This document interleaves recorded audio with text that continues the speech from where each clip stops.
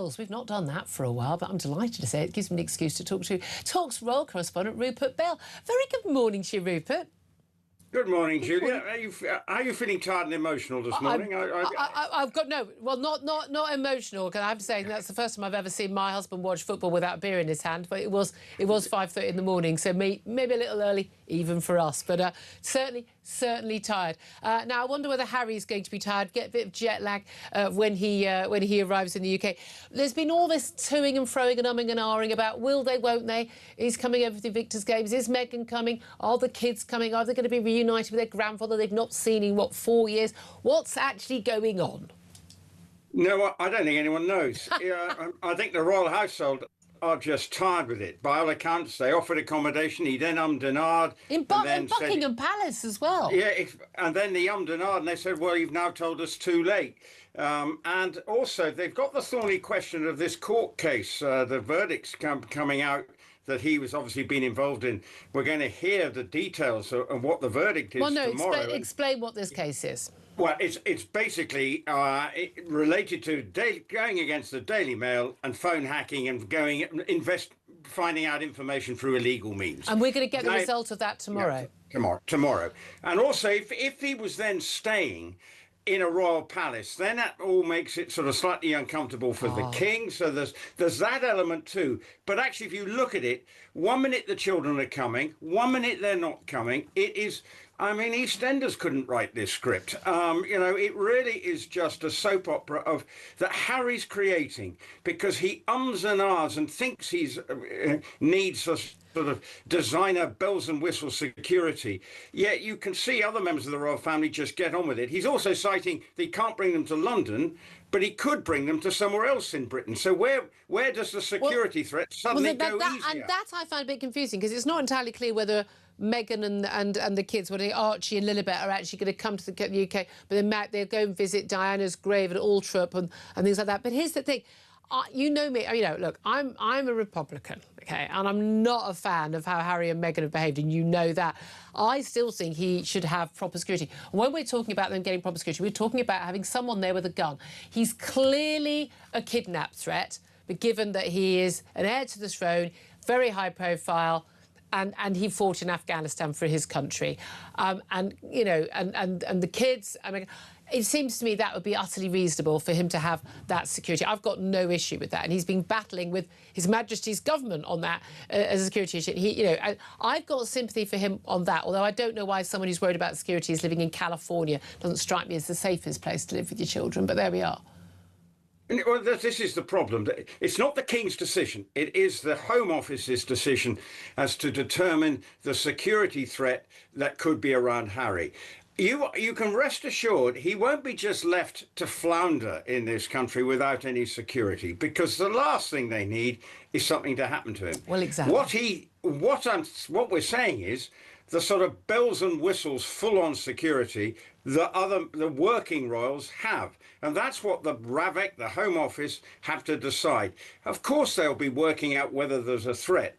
He hasn't helped himself by sort of creating himself to be a target in his books where he talks about the people he killed in Afghanistan. So he's been pretty brain dead about trying to make sure that he doesn't draw attention to himself. And he has all the time. And this is the problem. And I think, yes, he's coming to launch the Invictus Games on Friday. He's supposed to be going to the Royal Hospital in Chelsea, I think, tomorrow, around an event. But it's just this will he, won't he? Yeah. As far as I'm concerned, Meghan doesn't really want to come here. And it's she knows she'd probably be booed in the street. I know there's a whole bunch of young women who are absolutely insanely obsessed with her. But actually, most of the British public take a very dim view of her. The thing I feel sorry for, genuinely, though, as much as I hate myself for even having an opinion on this, because I do have a life, is that the king, who is, advancing years, he's had cancer, that he has not seen these two grandchildren in 4 years. He's only met Lilibet when she was a baby. I have to say, you just feel that, OK, the king could travel to California, yeah, he could, but it does just feel wrong. I'm sorry. Yeah, it is wrong, and Harry could sort it out. But he could go privately. No fuss, no bother. Probably, for instance, go to Balmoral. Security would be absolutely perfect there. If the King's in residence, all the security you need, and could have a lovely Scottish holiday. Yeah. Why not? But then you got the thing like Meghan's own dad doesn't get to see the kids. You know, she's cut off everybody, and he's sort of in that same net, and not seeing his brother and Kate. We understand. Apparently every other royal is going to be terribly busy with their diary this week. Well, they will be. And this is the problem, because they're fed up.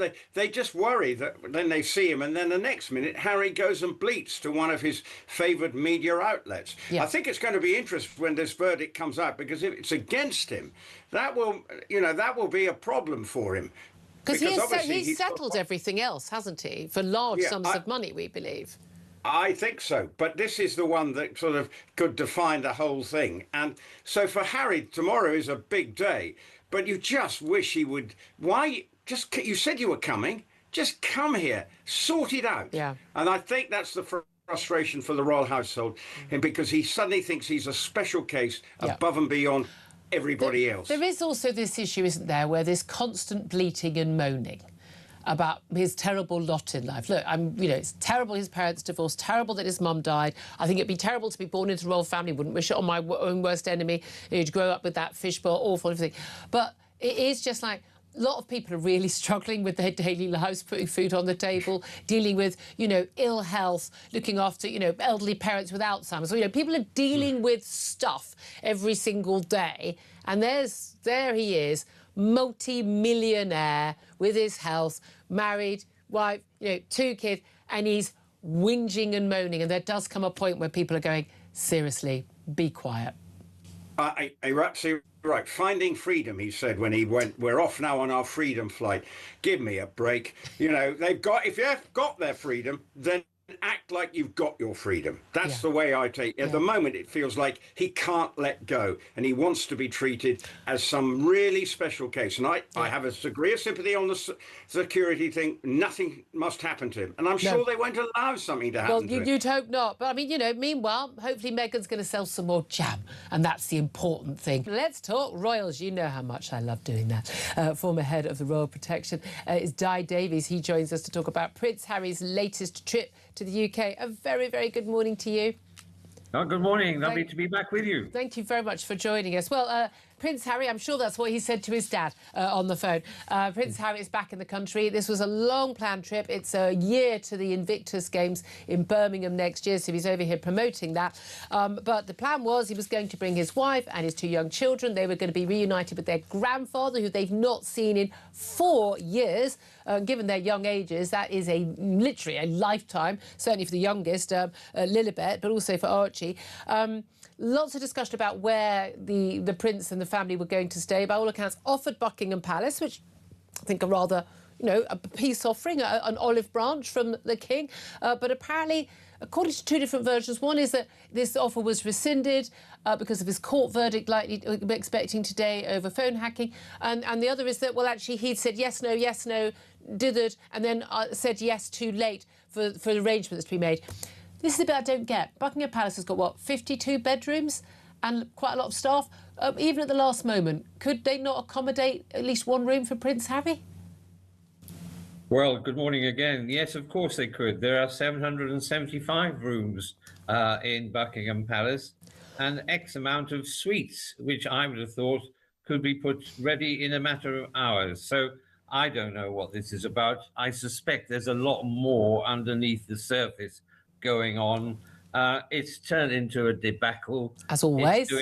It's not doing any good for the reputation of anyone, Harry in particular, as far as I am concerned, because there's always a hoorah whenever he is here. Yeah. What people don't realise, he's been here 6 times in the last few years with no problems really in security. Yes, there was 1 female who got into the High Court. Well, it says more about the High Court.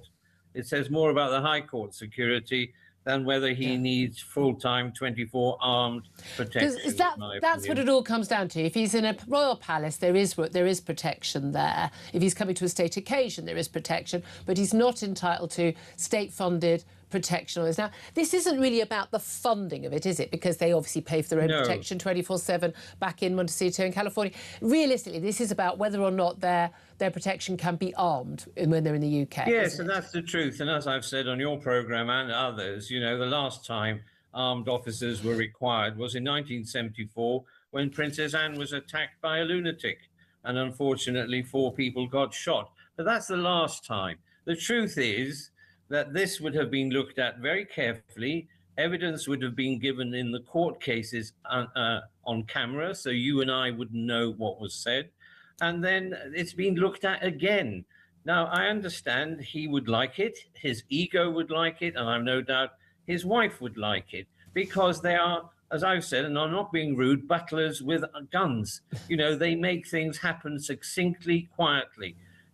This should have been happened quietly, below the radar. It's just annoying that each time everything has to be publicised. But isn't the reason why it isn't below the radar is because he didn't get his way? Again, I'm not a big fan of the royal family as an institution, and I don't understand why he is not considered to be someone who needs to have proper levels of security. He is the heir, you know, he's one of the heirs to the throne. He's the son of the king.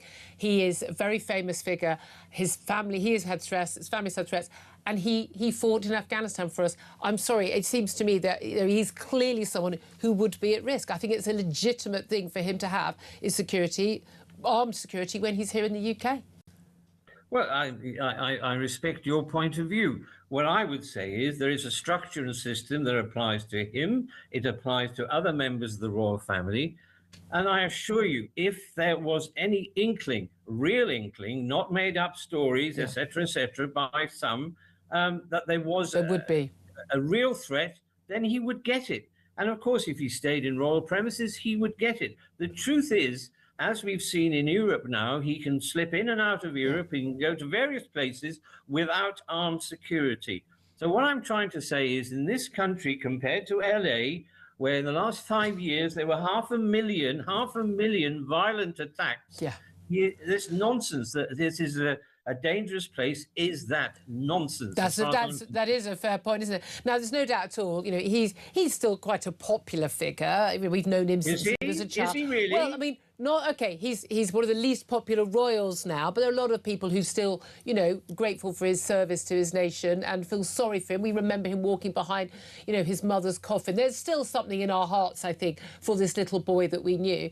Very, very much love lost little love lost for his wife. But I have to say, a lot of people, I think, I mean, who couldn't give 2 hoots about talking about the royal family from one year to the next, are sort of finding it all very bizarre that his children barely know his family. They don't know their cousins, you know, William and Kate's children. By all accounts, no opportunity whatsoever for William and his brother to meet up, and that the king hopefully might not get a chance to see his grandchildren. I mean, he's an elderly man who's had cancer. I think a lot of people thought that might be the moment when some family rifts might be mended. And, you know, the offer of the Buckingham Palace rooms, that's a clear olive branch. You accept that. And yet everything ends up just being a massive drama. It is, and you're right. But let's forget there's another grandfather who has never been seen and has never seen his children. Here we are again. It's the Harry and Meghan show once again. If they did it quietly, below the radar, that's what I keep saying, all of this could have been arranged amicably if indeed all parties wanted. We clearly understand that the brother doesn't want it. It may be his stepmother is still seething from how she was regarded. All of this, I, with great respect, say to everyone, is much down to Harry and Meghan and the way they dish this family. And which senior member of the royal family was accused of being racist about her unborn child, indeed. We've got that court case, a result coming out at 2 o'clock. It's been ongoing. It's the final one of a number of court cases Prince Harry's been involved in, Elton John and others involved as well, about phone hacking. This one involves the Mail and the Mail on Sunday's own Associated Newspapers Limited. That would be, you know, he would say a great victory he would see, but we know he'll be very unhappy if he loses that case. Yes, and I know some of the journalists on the Mail and the Mail on Sunday. You couldn't wish for more decent people, as far as I'm concerned. And I hope the result goes that way, but that's just me. I know some of the individuals. I know their history. I've known them for 25 years. You couldn't wish for more decent journalists. You're a journalist. Most journalists are fantastic and do a great job. Well, we don't hear that very often. I've certainly had nothing to do with phone hacking. No, you know what I mean. I'm too boring and straight to do stuff like that, I have to say. No, that's very interesting. Well, we'll see what that result is. And again, it involves a lot of other big celebrities. It's absolutely fascinating that these cases cost so much. I mean, there's always a winner in these court cases, and it's nearly always the barristers involved, isn't it? We understand that Prince Harry and others who brought this case, they're being basically funded by insurance that's covering their case. So a lot of these insurance companies have won big in the past. Well, not in this case. Makes it very unlikely that any sort of appeal will be forthcoming. But what did you make of Prince Harry's decision to take part in this case? I think it's his third against a different newspaper group. Some have been settled, some have been won, but this was a resounding defeat. Well, I do wonder about the advice he was given. It's been suggested in various newspaper reports that the family advised against it. Yeah. What legal advice did he receive? Lawyers always like to think that they're going to win, because they do win anyway, because they get a massive payout. And this £50 million, who gets it? And how much goes to Harry's defence barrister? And that poses a big question. As I said, who advised Harry? On the basis that he did win 15 of his 33 claims against the Mirror Group. Was he advised then off the back of that, well, you did win 15 claims, let's go for Associated Newspapers? It was a big mistake because Associated Newspapers are a big gun. And you can't win against big guns. Well, I mean, there was the settlement against the owners of this radio station over allegations there, and we understand, have been publicly made known, but a sizable sum and costs paid, and Harry seemed very satisfied with the outcome of that. He does have a vendetta against the press, and this comes back to it. It was something that was touched on by Paul Dacre, the executive editor of the Associated Newspapers, was the day-to-day editor of the Daily Mail for many, many years, certainly the years that Harry claimed there'd been wrongdoing by his newspaper. He said this had completely exonerated the papers and all of their journalists, and also said, he felt sorry for, he said, poor Harry, a confused young man who is attacking the paper, he said, which had actually been the one that his mother, Diana, who he claims was hounded to death by the media, this is the paper that his mum trusted and liked and was close friends with a number of the journalists. Well, this is a historic campaign by Harry, and it began probably in 1997 with the unfortunate death of his mother, Diana, Princess of Wales, in Paris. And he's had this vendetta ever since. The media haven't been whiter than white. They haven't behaved properly in the past, but they're a lot better than they were 25, 30 years ago. But he has this campaign. He talks about privacy, and yet he reveals everything. In his book Spare, he reveals everything on Netflix and in Oprah.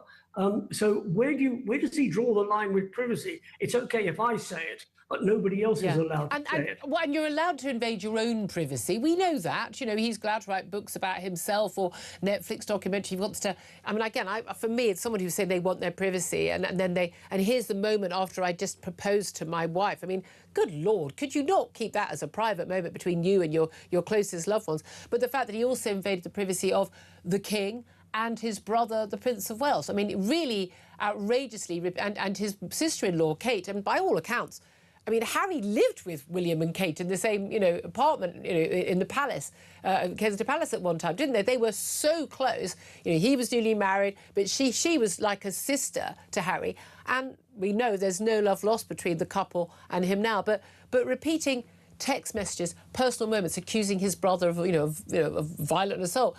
These messages over Meghan's bridesmaids' dresses and things. Very private family moments that he put into the public domain, doing exactly what he's condemned the media for. Well, he's condemning the media for invasion of privacy, and yet he is revealing privacy, but on his terms, and his terms is money. Yeah. He got paid for everything that he did. He got paid by Netflix. He got paid for his book Spare. Don't know whether he got paid for Oprah. That's irrelevant. I'm pretty sure he did. But Netflix and his book, and he made a lot of money out of both of them. So it's on his terms. I can say what I like about me, about my family, as long as I get paid for it. But the media are not allowed to say anything. That's nonsense. That is Harry who's not the brightest bunny on the planet, and he really does need to get a life. He needs to decide time to move on. Well, I've got a family, I've got a wife, I've got children, I've got to move on now. I don't think the man's got a purpose. I think he obviously found purpose in the military and was absolutely gutted to be sent home when it was going to be exposed that he was fighting in Afghanistan. And he really hasn't had any purpose since then. You know, he is, as his autobiography was, he is the spare. That's his job. I mean, now the actual heir has got 3 children. You know, that's not going to happen. He's not going to realistically, unless it's a horribly tragic accident, going to inherit the throne. And he's kind of he's just like another rich posh kid with his his difficult wife living in California.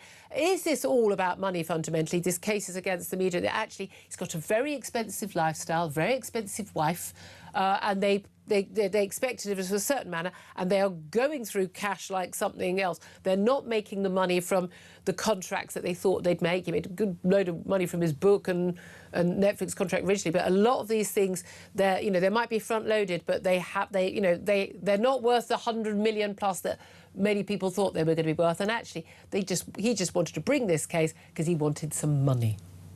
Well, you made a very valid point a few moments ago, and I've said all along his biggest mistake in life was leaving the army.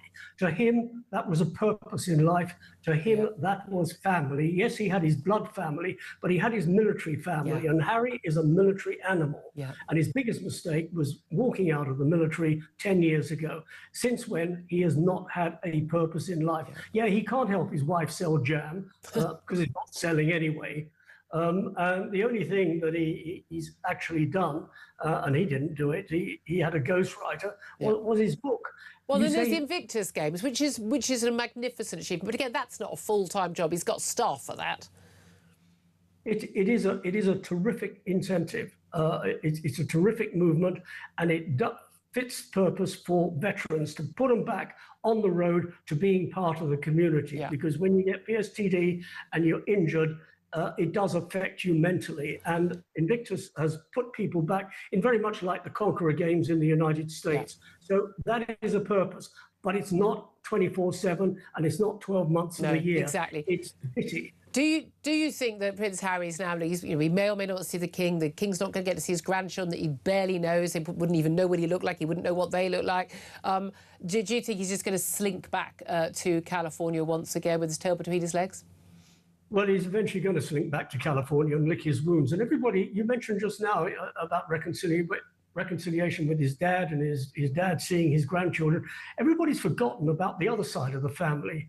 Thomas Markle hasn't even met his grandson, let alone his son-in-law, let alone his grandchildren. So there's reconciliation on both sides. Unfortunately, it's not that easy over here, because every time Harry says something or there's a meeting with his dad, the door hits him in the shoulder even up before. I mean, that's the thing. What I love is that apparently Meghan doesn't want to see her father because everything goes in the papers. But of course, the risk for the royal family is seeing Meghan and Harry is that everything goes in the papers.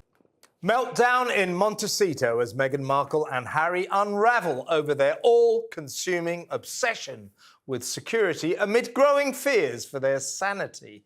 The gruesome twosome's 11th hour decision to plunge their on-off British homecoming into confusion and chaos has left poor King Charles bewildered. All the more so following disturbing reports that the increasingly unhinged Harry believes that his father's courtiers want him dead. Not for the first time, he has voiced his paranoid conspiracy theory that the British establishment is plotting to have him taken out. Repeating this fantastical nonsense has only served to amplify suggestions that His Majesty's second son has gone stark staring mad. The dim Duke is convinced that the sovereign's sinister servants are somehow laying a trap for him, luring his unsuspecting American family into danger with an invitation to stay at newly refurbished Buckingham Palace during their planned 5-day visit. Quite why Harry harbours grave concerns about the welfare of Meghan and the kids behind the heavily patrolled walls of London's most high-security building is something of a mystery. It just doesn't make any sense. which points to the growing worries over the unpredictable prince's fragile state of mind, frustrating all and sundry with a deranged will they, won't they guessing game that poses unsettling questions about his stability. Not to mention Meghan's stability as she seizes the opportunity to exploit this newsworthy soap opera to advertise more of that overpriced tat that no one wants to buy on her hilarious jam and honey online site as ever. Her ladyship is said to be fueling the flames of this sordid saga with her deep-seated reluctance to return to Britain, a country full of fuming former fans whose love for her was swiftly replaced by dislike and contempt after she branded the UK a nation of racist slave drivers. Ms Markle is mortified at the grim prospect of an icy reception and a cacophony of boos wherever she goes. Hey, Meg. Guess you reap what you sow, eh? Causing this a last-minute circus of uncertainty comes across as the bizarre behaviour of tantruming teenagers who didn't get their way. Harry's hysterical antics are hardly the measured and civilised way things should be done in refined royal circles. The king is devastated. William is incandescent. Dismayed palace staff are throwing up their hands in shock and disbelief. And still, no one knows what the Sussexes' precise plans are. Least of all, it seems, them. Their eagerly anticipated transatlantic trip was supposed to be Charles's chance to see his grandchildren Archie and Lilibet for the first time in 4 long years. But now, thanks to the petulant prince and his willful wife, the heart-rending reunion looks less and less likely to happen. And that has sent Harry's seething sibling William into a volcanic rage. The Prince of Wales is furious after his brother's apparent blatant bid to wangle the armed police officers he demands by subjecting their distraught dad to emotional blackmail, in effect telling the king, if I don't get gun guard cops, you don't get to meet your grandkids.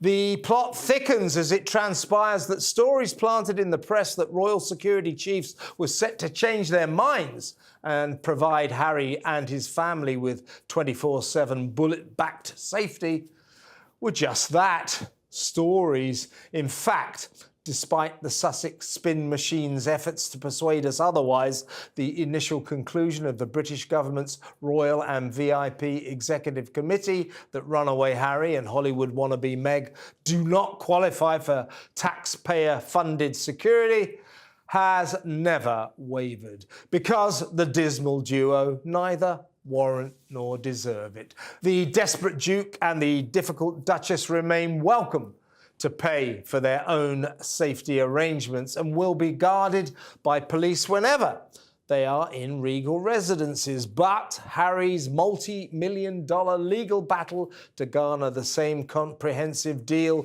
provided to the Fab Four, the King and the Queen, William and Princess of Wales Kate, spectacularly failed, as has his forlorn strategy to turn the tables with a few stage-managed misleading headlines. This arrant fool has even shelled out yet more loot on a meaningless review to warn the British authorities that he'll be a major terrorist target at the Invictus Games next year. Well, don't come then. As this tawdry turmoil continues apace, the king has once again reminded his obstinate son that he has no power over official matters of royal security. Not one of life's intellectual giants, Harry has always struggled to comprehend that his father is merely a figurehead of state and not the ruler of the nation. So Charles could not cave into the prince's emotional blackmail even if he wanted to. And as a responsible monarch keenly aware of his constitutional limitations, he refuses to interfere in a matter outside his remit. So, hard luck, Harry. Daddy can't help. Nevertheless, will the frankly delirious Duke do the decent thing and take his children to greet their grandpa? Or will he cruelly keep them apart simply to carry on a campaign he is doomed to lose? That is the question. Meanwhile, if you spot a ginger geek shuffling around London searching for something he's lost, that'll be Harry, trying to find his marbles. Unfortunately, you can't get away from the royal family, though, and you don't seem to be able to get away from Meghan Markle, despite my best efforts. Absolutely right. And, you know, there is this... It's interesting. There was a story this week about the kind of people that go to Wimbledon and that, you know, it's changing and there's too many sort of influencers there rather than, you know, some of the kind of people that... I mean, at least Cliff Richard is still there. I'm not sure what the bow tie was all about, Cliff, but at least he showed up and that was great. And some of the, you know, the obvious sort of regulars, but a sense that Wimbledon's being overtaken. And I was thinking about Meghan. I thought, is Meghan Markle going to show up at Wimbledon? Because that would be... I mean, Harry is due to return to Britain next week, but arguably not for the greatest tennis tournament on the planet. This is the Princess of Wales's show. Look, she's Correct. already been here once, and Meghan Markle, I'm not sure, would be greeted with open arms, because when she came before, she made it all about her, didn't want people near her and all that sort of thing. Whereas we saw pictures of the Princess of Wales on court, I think 18, just right courtside. She was sitting with Sir Andy Murray. You know, so, okay, she had tennis royalty with her, but she didn't care. She was in the crowds. Whereas Meghan, when she came, she made it all about her. But excuse me, I can't see her turning up next week at all. We've got to make sure she gets into Britain, first of all. That seems to be the debate. And the soap opera around this visit next week is just eye-wateringly, just, you know, the EastEnders, you can't make it up. Really. You can't make this stuff up, can you? So why is Harry coming? Is he coming because he's got a bit of business? Is he going to go and knock on the old man's door and say, come on, let's make it happen? Will he go for a wimpy with William? What's the deal? The wimpy with William's not happening. And I bet he's really pleased that he's appeared on the Kelsey's podcast. That's William overnight, talking all things football. That will get a lot of eyeballs on that. So there may be some seething in Montecito about that, because they're not getting the celebrity voucher sort of people coming to them and saying, be with me. He's coming, it would appear, primarily to launch the Invictus Games, which takes place in Birmingham this time next year. Yep. So he's here at a year anniversary event, maybe going to the Royal Hospital in Chelsea. But we don't know whether he's bringing his children. We don't know whether Meghan's turning up and will be by his side for these events. So the whole thing is just a mess, really, as to what is going on. And the royal family are getting a bit sort of weary and wary of the whole show, because it's a willy-won't-y thing. There's a court case that will be announced, the findings of that on Tuesday, which could be a bit of a landmark day, maybe for or against Harry, depending on what the court do. So overall, it's just been eye-rolling. What is he coming? Just tell us you're coming. Get on with it. Yeah. But let's have this, what are we going to do? And I'm upset because I'm not getting the security. It's just ridiculous. Just a final point on this, Rupert. Can you ever see a point when it all just goes back to normal and they make it up? They might not be bosom buddies. Harry and Meghan will continue to continue living their life on the west coast of the United States, but everything's back to normal. We'll see them at royal events when needed. We'll see Harry alongside William walking out of the palace somewhere because they've had a night out. Is that possible, likely, inevitable, or never? I think you need to check what was in your bacon baguette this morning, because you seem to be living in La La Land. I know. I'm a romantic for the old royal model. Well, I think that in the real terms, yes, of course we'd like that. But there is so much bad blood in terms of what Harry has said about members of the royal family, and in particular William, and what his role in this all is about, that at the moment that is not happening.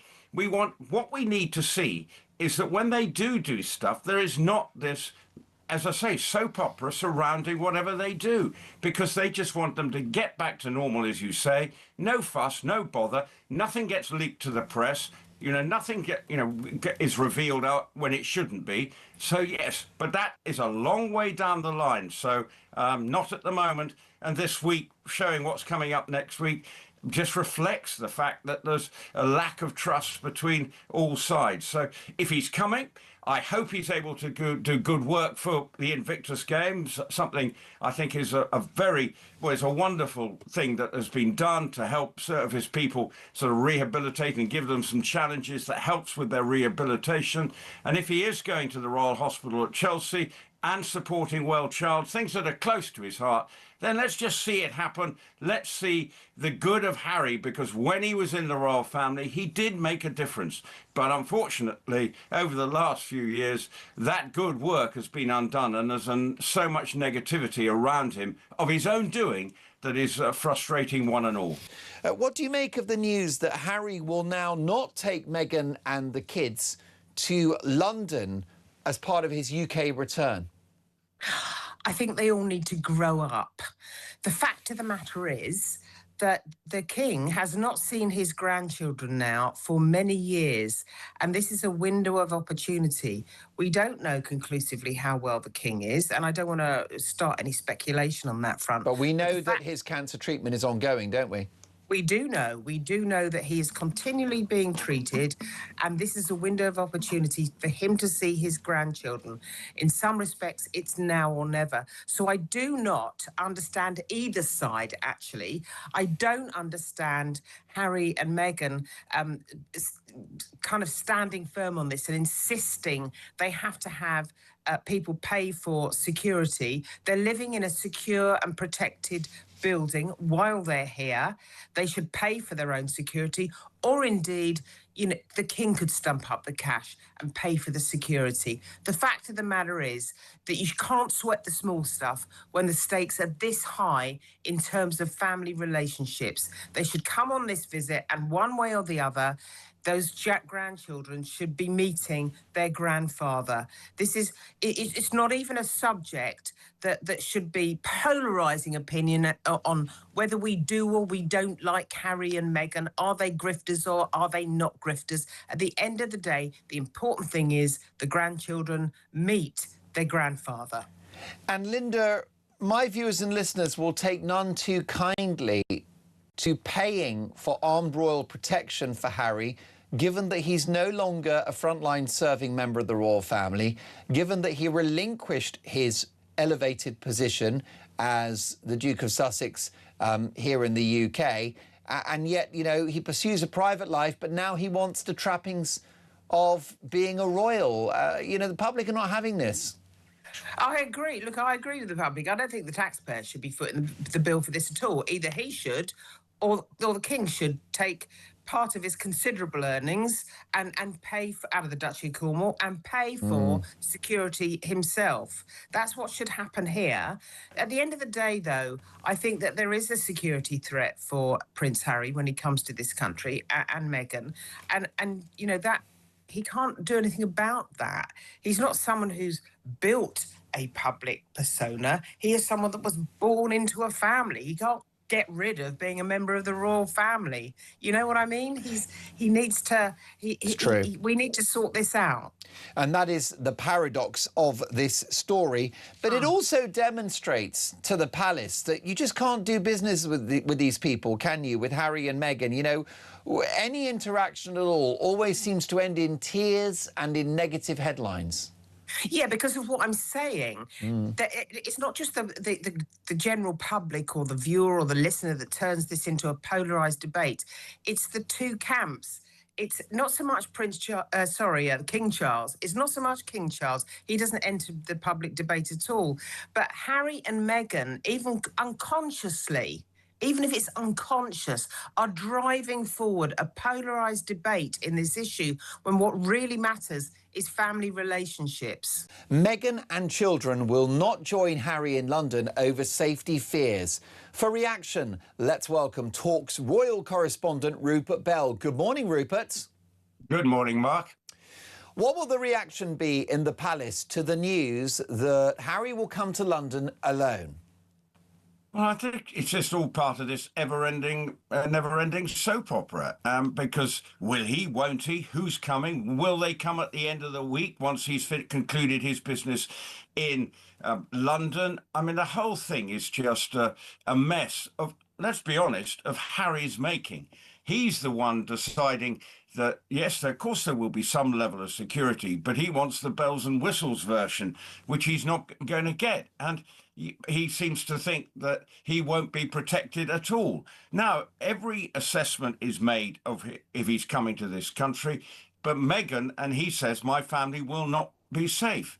I suppose he's got some reasons for thinking that, but I'm not sure what it is. So therefore, once again, this sort of last minute decisions, it must be eye-rollingly annoying for members of the royal household as they try and work out exactly what they should try and do to facilitate his visit here, which ultimately is about promoting Invictus. There's going to be a ceremony sort of heralding the year before Invictus gets underway in Birmingham at the end of the week, which Meghan may still attend. But where will the children be? This is the great dilemma for the household.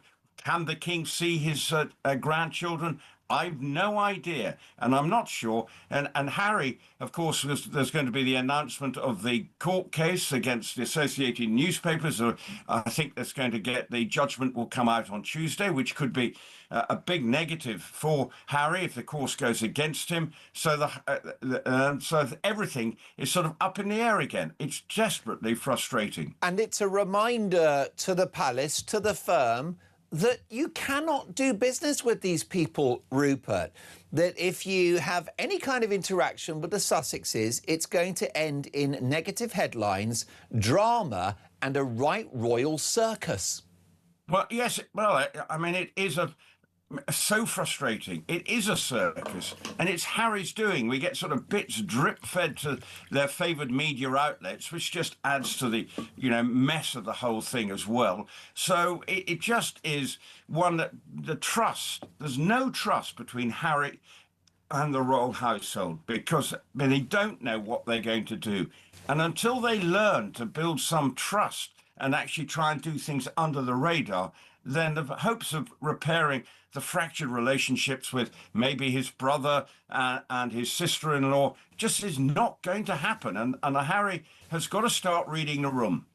As always, you're on the money, Rupert. This is a couple in Harry and Meghan that have squandered a wonderful opportunity to rehabilitate their public image and to recalibrate their royal credentials. They had it all going for them, Rupert. The trip was happening with the King's blessing. He's offered them accommodation at potentially Buckingham Palace or on the Windsor estate. He could have met his grandchildren, the King, for the first time since 2022. And all of that has gone up in smoke. Yeah, but although there is still talk that they might come at the end of the week when they're sort of the things they were planned to do in London, which I think includes a trip to the Royal Hospital at Chelsea, and there may be a couple of other engagements that have been planned. But once he moves out of London, so could they go to Althorp? Anything. And this is what I think is annoying everybody. What the heck are you doing, Harry? What's the plan? Get a grip. That, I think, is really the issue. Why do we have to have, will they, won't they, sort of next instalment? And, we're not sure. Yes, we're coming. No, we're not. Now we're still not sure if they're coming at the end of the week. So the whole thing is just a soap opera. And it's a soap opera of Harry and Meghan's making. And I think, for some extent, they like it because it creates a noise around them. Yes, and what it does is it perpetuates the victim narrative to which Meghan Markle is so attached. This is more material, isn't it, for a future documentary or a future book? Oh, we wanted to come to England for the King to spend time with his grandchildren, and they wouldn't facilitate our security. This unfortunately is grist to the mill for the Sussexes. Absolutely. And, I'm sure if there is a book or another documentary, this will be reflected in it and show and say, well, this is why we left, because we got no help from the royal family and they were prepared to put our lives at risk. I mean, that's the way they see it. Is that the case? I'm pretty sure, other members, the Princess Royal, yes, when she's on official duty, has security, but when she's in a more private capacity, security is right down. Of course, there will be some level of security around the members of the royal family, and that includes Harry. But of course, he wants to be seen driving around London with the sort of full outrider effect that his brother and other senior members of the royal family have. Well, I think that you are not, Rupert, indulging in a conspiracy theory there, because I have it on good authority from Ken Wharf, a man that you know very well, Diana's former bodyguard, who spoke to me just a few days ago on my YouTube show, The Mark Dolan Show, which is all about the royals. And Ken Wharf, Rupert, said that this is not about security and it's not about safety. It's about Harry's ego, that he wants the cop cars and the blue lights and the police outriders.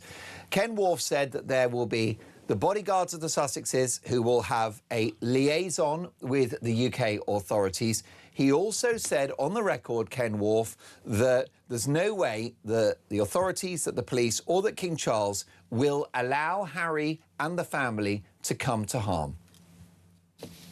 I mean, we all know that. So it is an ego thing for Meghan and Harry. They want to feel that they're still so important that they need to have absolutely everything. And I think Meghan's the one, ultimately, who craves this sort of centre of attention around her. And this adds to it by having the sort of full security outrider. Look at me, how important am I? Yet they're not. They're no longer members of the royal family. Yes, he's coming to promote Invictus, which I absolutely agree that is such an important thing that is done and what its objectives are. And same if he's going to Royal Hospital, Chelsea, again, all good news for those particular organisations. But the whole story around it takes the gloss off it with all the narrative around their security. It's a mess. And Rupert, I know that you're very interested in the views of our audience on this one, so let's take a voice note, if we can, from Sally. Good morning, Mark. Regarding Harry and Meghan's visit, when it was first mooted that Meghan might be coming, I thought never. She will never set foot in Britain again. And it was just an enticement to His Majesty the King. She is a wicked person for doing that. He should see his grandchildren and Harry should bring them whether Meghan comes or not. I think it's absolutely dreadful. Poor man. Now, Sally, that's very strong language in regard to Meghan Markle. The Sussexes would deny what you've said, but you're entitled to your view. And that's the problem we've got, Rupert, is an angry public who have had it up to here with the Sussexes.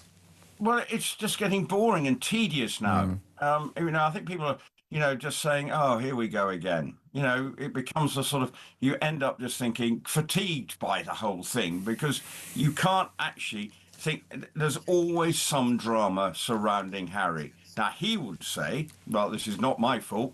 I just want that, and I think I'm entitled to it. But his element of self-importance is creating the problem, and he can't just get on and say, right, let's just get on with it and do it, and then everything should be all right. Now, God forbid if anything happens, but then I'm sure there will be some level of security, because as I think when you're talking to Ken, the last thing is they want something to happen to him. So, I mean, I don't know why he thinks he needs this extra level when I'm pretty sure there will be a degree of security that should be fitting of what the security forces say is of his status and the threat level. We've been following this psychodrama of Harry and Meghan yet again for the last couple of weeks because, of course, he was coming over for the Invictus Games. The story came out that he was bringing Meghan and the children, and the King was going to put him up in one of the royal residences, and it was all going to be fine. And, of course, as we all knew, because it's all about Brand Sussex, blah, blah, blah, then they might not because of security, and he was close to tears. We find out late Saturday night, early Sunday morning, Meghan and the children now not coming to London, this is really interesting, but might well fly in and out to visit the late Princess of Wales' grave. I don't know about you, but I think I speak for millions of people when they just say, we're fed up to the back teeth of the psychodrama that you lot bring to this whole royal story, Dickie. I think you're absolutely right. It is psychodrama. It's all stage managed.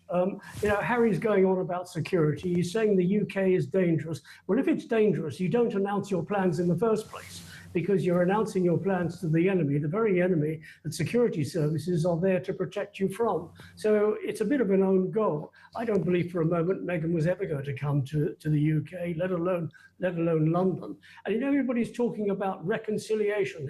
Harry reconciling with his father, his father seeing the grandchildren. Let's not forget Thomas Markle. Thomas Markle hasn't seen his grandchildren at all, although the King did in 2022, and he's never met his son-in-law. So, is reconciliation on both sides. Let's not just make it one-sided. I agree, and this might be viewed as cynical, right?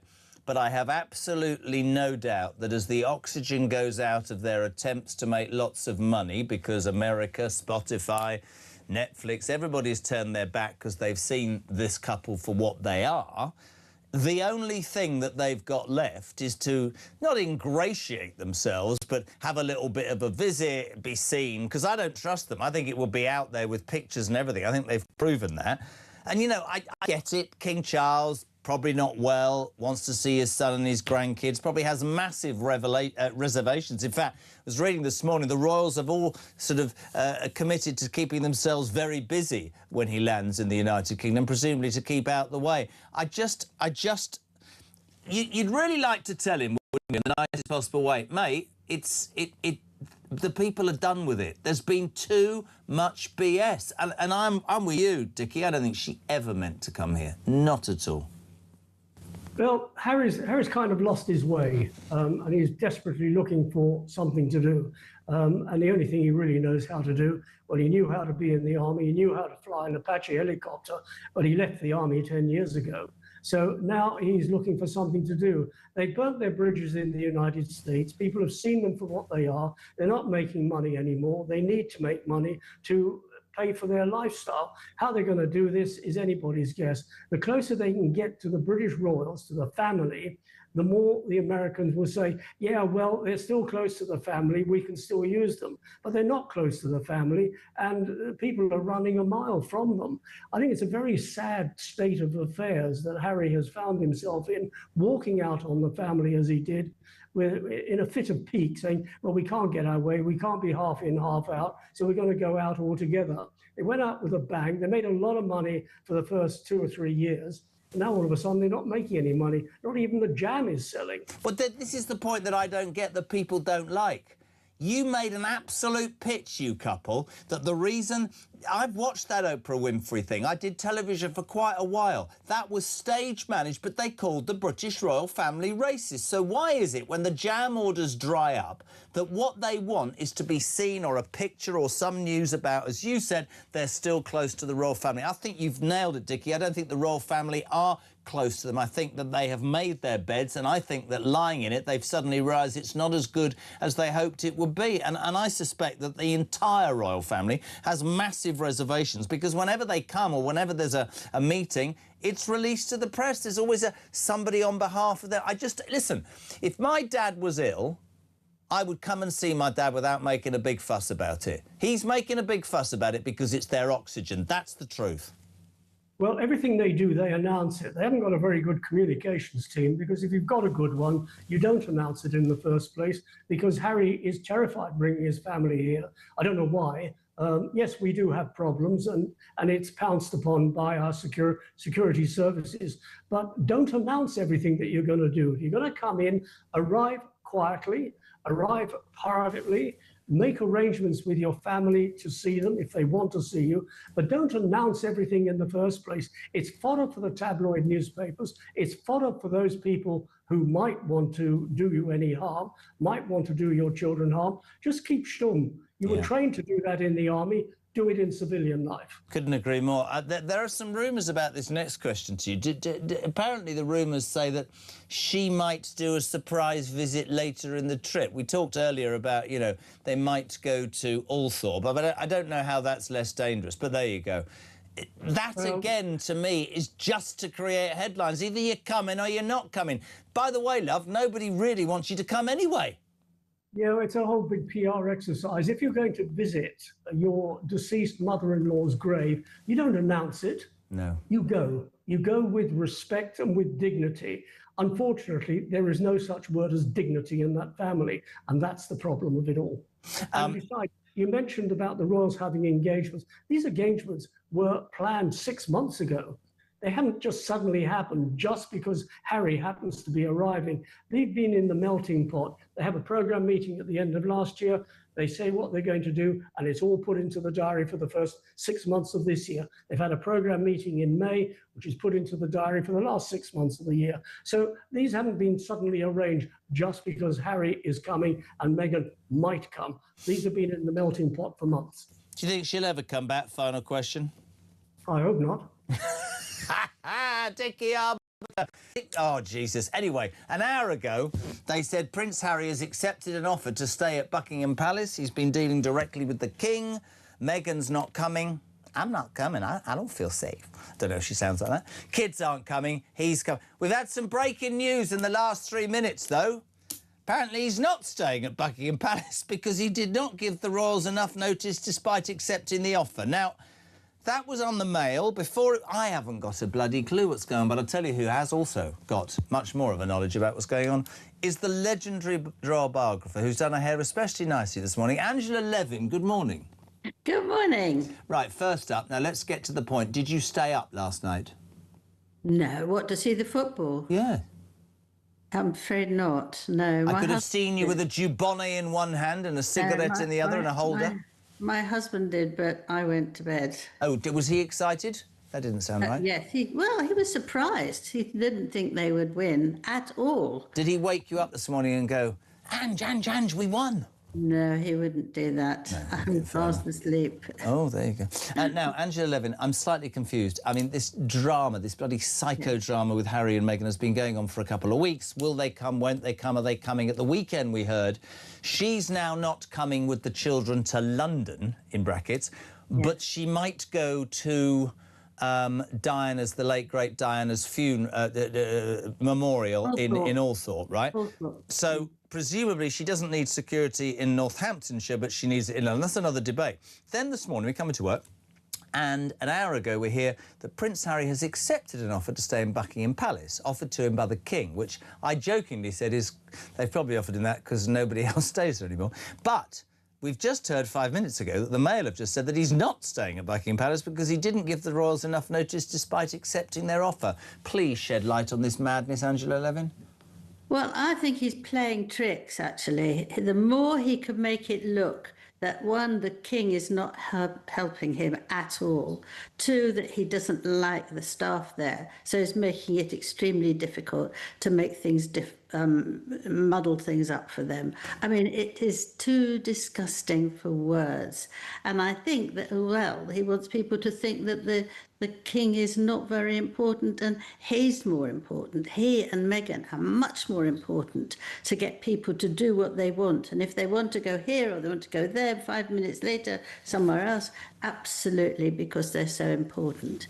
I just think it's a child trying to pretend that something about him is important. Is not anymore. Nobody's interested in him anymore.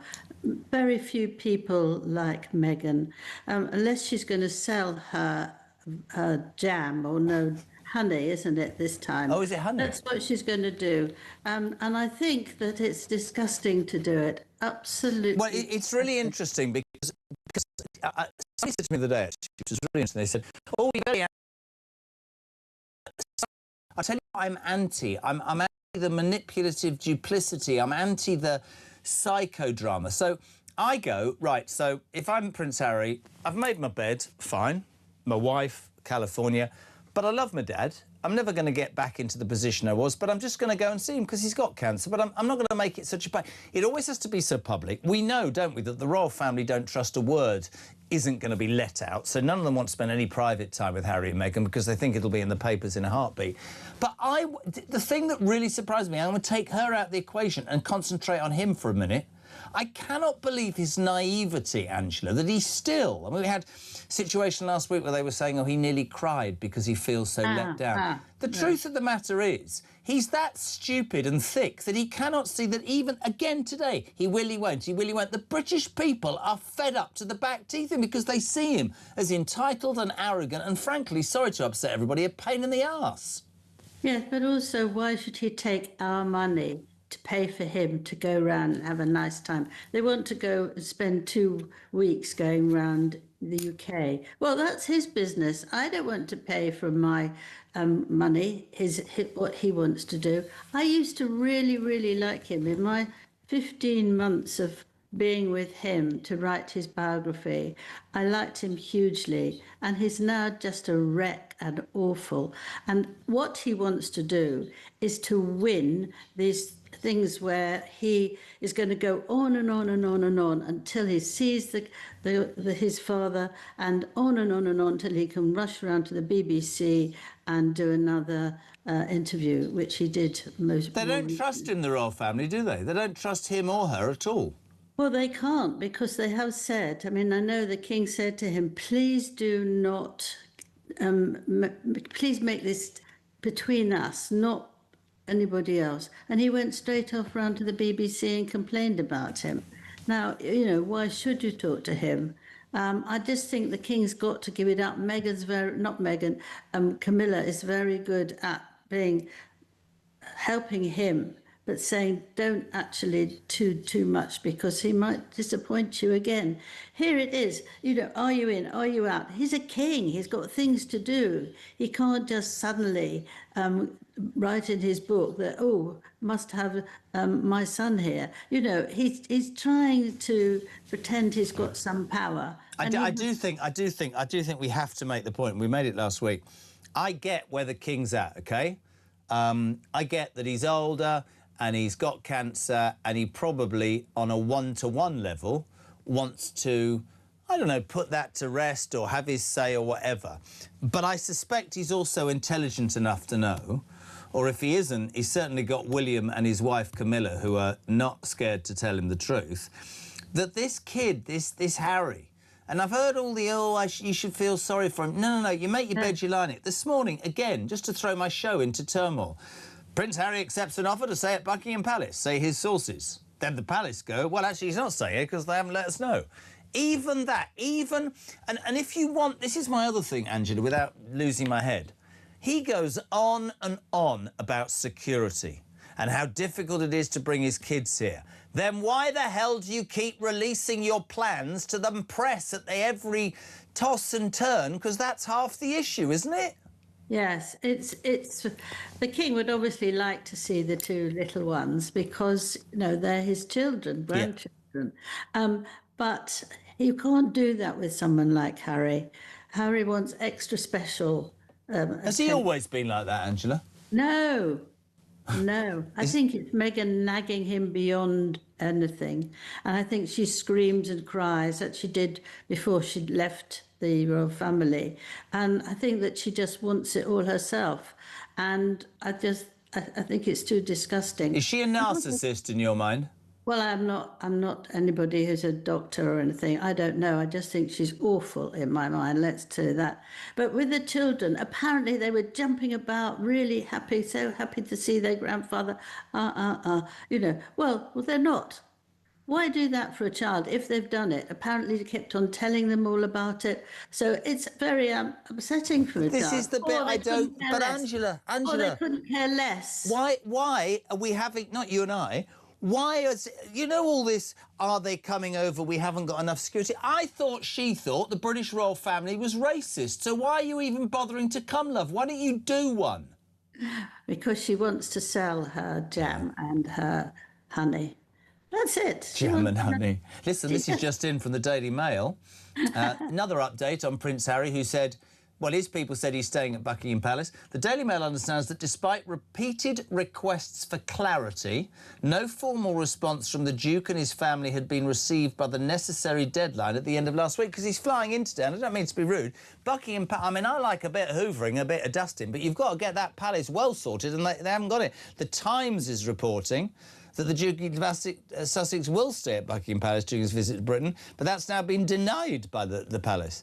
Within just over 24 hours until the trip begins, there appears to have been a breakdown of communication between him and his father. Oh, surprise, surprise. This is all at their door, Angela, all at their door. Yes, it's the front. They want to be in the front of papers, but everybody's fed up with it now. And the one thing, of course, which is tomorrow when he's trying to get whether he's going to get lots of money against the Mail. And the difficulty there is that they've told him so many times he can't have this, he can't have that, but he keeps on trying to get it. And he's going to go straight back and try and get more money out of the newspaper for actually interviewing in his life. Here's an interesting one for you. So you wrote his biography, you were with him for 15 months. Let's just say that you get a call on an unknown number and you pick it up sometime tomorrow, and it's Harry, and he's crying, and he says, "Angela, I've messed up, I need your help." What would you tell him? I'd tell him, "You're being very silly, and I don't think it's you. You've put someone else on." I know he's been cross with me, but is he? He's cross with you, is he? Well, he was cross that I actually say that he's behaving very badly. I've been told that. Well, I think that he is behaving very badly, and I take no notice of anything like that. But I just think that he's a very sad person, and he can't actually look after himself. Now, if he was coming with the children, which was going to happen a week ago or 2 weeks ago, how could he go if he is taking drugs? If he's got to go with 2 children, he must have a nanny. So that's 3 people who've got to look after everybody. And so it's never going to happen. So I thought it would... Is he still taking drugs, did you just say? Well, he's not very good at it at the moment. A lot of people think that he is very stretched and unhappy. And I've told from a good source, but I'm not 100% sure. But he doesn't seem to be able to control himself. You know, we saw 2 weeks ago when he was shouting that he wasn't going to come. He was shouting that he wanted to have protection. But actually, you know, the next day he was all right. He's coming over. You mean you say his behaviour's up and down? Yes, his behaviour. Is that whether listen? It's not for me to make any accusations, but I suspect. I don't want to give away too much detail, but I'm a similar situation once in my life. If you have somebody in your ear the whole time, nagging you constantly, you've got to get this, you've got to get that, you're the one that isn't treated right, your brother gets more than you, blah, blah, blah, blah, blah, blah, blah. It's probably difficult to breathe sometimes. She's undoubtedly... It's really, really important that people understand. You know, some days, right, I'm so angry about it. Some days I feel very frustrated. I don't know. I go with what the old man said to me, and you know what he used to do? He said, "She'll be back with 2 kids. It's never going to work out long term." He'll be back. She'll be out there with 2 kids.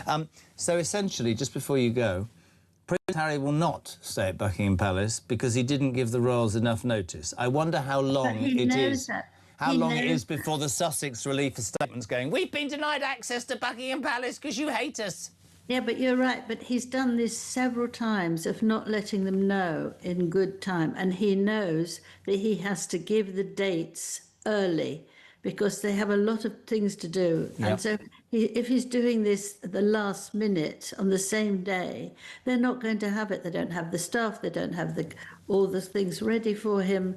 And he's just doing it on purpose to try and show himself as a very poor, you know, not looked after. Me. It's time to talk about Harry. From red card to red head. Red-haired Harry. Or what hairs he got left. He's not very, you know, he's pretty much bald these days, but he's still got a few splatterings of red hair around, hasn't he, old ginger nuts? What the hell is he up to? As far as we know, we think he may have touched down by now in Britain. But he was originally going to be bringing Meghan and the kids. He's come on his own. Are they going to be coming later? He can't apparently now stay at Buckingham Palace because he left it too late to accept the invitation from the King. The whole thing is a shambles and a mess. The royal family, King Charles and his courtiers, are tearing their hair out. They really are. Let's talk to the host of Kinsey Schofield Unfiltered, Kinsey Schofield. Welcome, Kins. Hey, good to see you. Good to have you on the show, of course. But I was desperate to get you on because even by Harry and Meghan standards, this is a disaster. This is an utter disaster. Even this morning, the online editions of the newspapers here going, yeah, Harry has decided to accept his father's invitation and he'll be flying in on his own and he will be staying at Buckingham Palace. Now, this invitation was extended by the King, 2-3 weeks ago? Apparently only in the last few hours, as Harry said, yeah, I'll take it. And, of course, Buckingham Palace, the King's staff, have turned around and said, no, it's too late now. We have to make special arrangements. You know, we asked you 2-3 weeks ago. You tell us now. I'm sorry. That's too late. You cannot stay at Buckingham Palace. So the questions we now have to ask are, where will he be staying? Will he, as has been reported, be bringing Meghan and the kids, Archie and Lilibet, over in a couple of days' time? Or will he not? If they do come, will it just comprise of a visit to Diana's grave at the Althorpe estate? Because apparently there's no way he'll bring his family to London. Or will they not come at all? And will poor King Charles once again not get to see his beloved grandchildren for the first time in 4 long years? It's a shambles, it's a mess, it's chaos, and it is chaos of Harry and Meghan's own making, isn't it? It is, and Russell Myers and the Mirror are reporting that the King has made the decision that if Harry does not bring the children over, he will not make any changes in his diary to just see Harry for a one-on-one meeting with Harry. If Harry chooses to not bring the children, then according to Russell Myers, the King will not make any adjustments within his existing schedule to make room for a meeting with Harry, because Harry has left this all to the 11th hour. I said to you last week, Buckingham Palace is not a Holiday Inn. You need to respect the protocol. You need to respect the fact that they need the time to organize staff. It's not a lived-in residence right now, so they would need to arrange the staff. They would need to arrange the food and beverage, and Harry didn't leave them time to do that. So yeah, this is all on Harry, but it puts him in the perfect position that I've said I believe he's trying to be in since day one, which is villainizing his father and being the victim. Again, Harry's always the victim. The Daily Mail continues to report that Harry might still bring the children over, and their excuse is because he told the children they could come and they're so excited. Again, positioning King Charles as the bad guy, because Harry's father of the year. He wants to bring the kids over because the kids really want to see the UK. But, you know, if things don't work out, it's because of his mean dad. And that's just not reality. If things fall apart, it's because Prince Harry has very unrealistic expectations. And he's also, I mean, this is what he's being accused of. And these are accusations that I think, you know, certainly seem to be pretty justified, that he's using his children as emotional blackmail on his father. That his plan, what his critics say is that his plan all along was to say to his dad, hey, Dad, I'm going to bring Archie and Lilibet over to Britain and you can see them for the first time in 4 years. How you've missed them.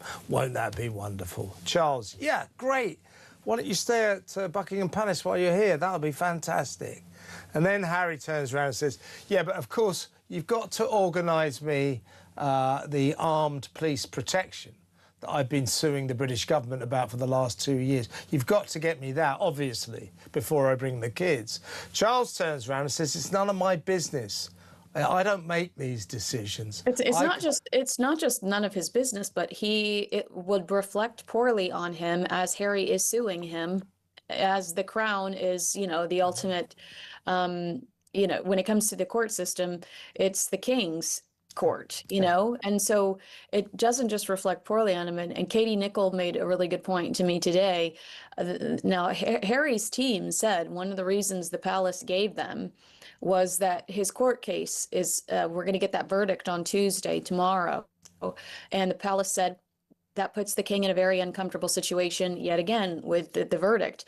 And I hadn't visualized this until Katie Nicholl said it to me, but she said, imagine Harry wins or loses this court case and does either the defiant, angry speech or the victory lap outside of Buckingham Palace, and using the king's home and that landmark, that staple, for whatever it is, whether it's a bitter tirade or if he wanted to gloat. That just can't happen, Kevin. Harry is no longer a member of this institution in the way that he used to be, and he would take advantage of that opportunity. He would use that platform. He would use that beautiful building to stand there and bark. Whatever happens will happen. But I just hadn't imagined that he would stand out, and that's true. He's proven in the last 2 weeks that he has the audacity. Well, he did it last time, didn't he, when he lost his long-running case in the courts to get this armed police protection from British coppers whenever he comes to this country. He neither warrants nor deserved that. This has been decided, and that decision is very unlikely ever to change, but he's got this obsession with it. And critics, including Prince William, we know this, just say he's been using those kids as emotional blackmail, trying to get Charles to stick his nose in and change that decision just so he can get to see his grandchildren. Charles saying, look, I cannot do that, nor would I do that. It's outside my remit. I don't make decisions about royal security. And Harry's team actually accusing Prince William of having somebody on the Revoked committee that is conspiring against him, and that is not true. Of course it's not true. William is furious. The rest of the royal family are furious, and I think from what you were saying about what the king is now saying, quite clearly King Charles, a gentle soul who doesn't like confrontation, is seething with his father. Hey, I'll tell you who else. Let me tell you who else is seething right now, Kevin. Yeah. The Invictus leadership. This trip was supposed to be about the veterans. This trip was supposed to be a kickoff to the 1 year in Birmingham for the Invictus Games.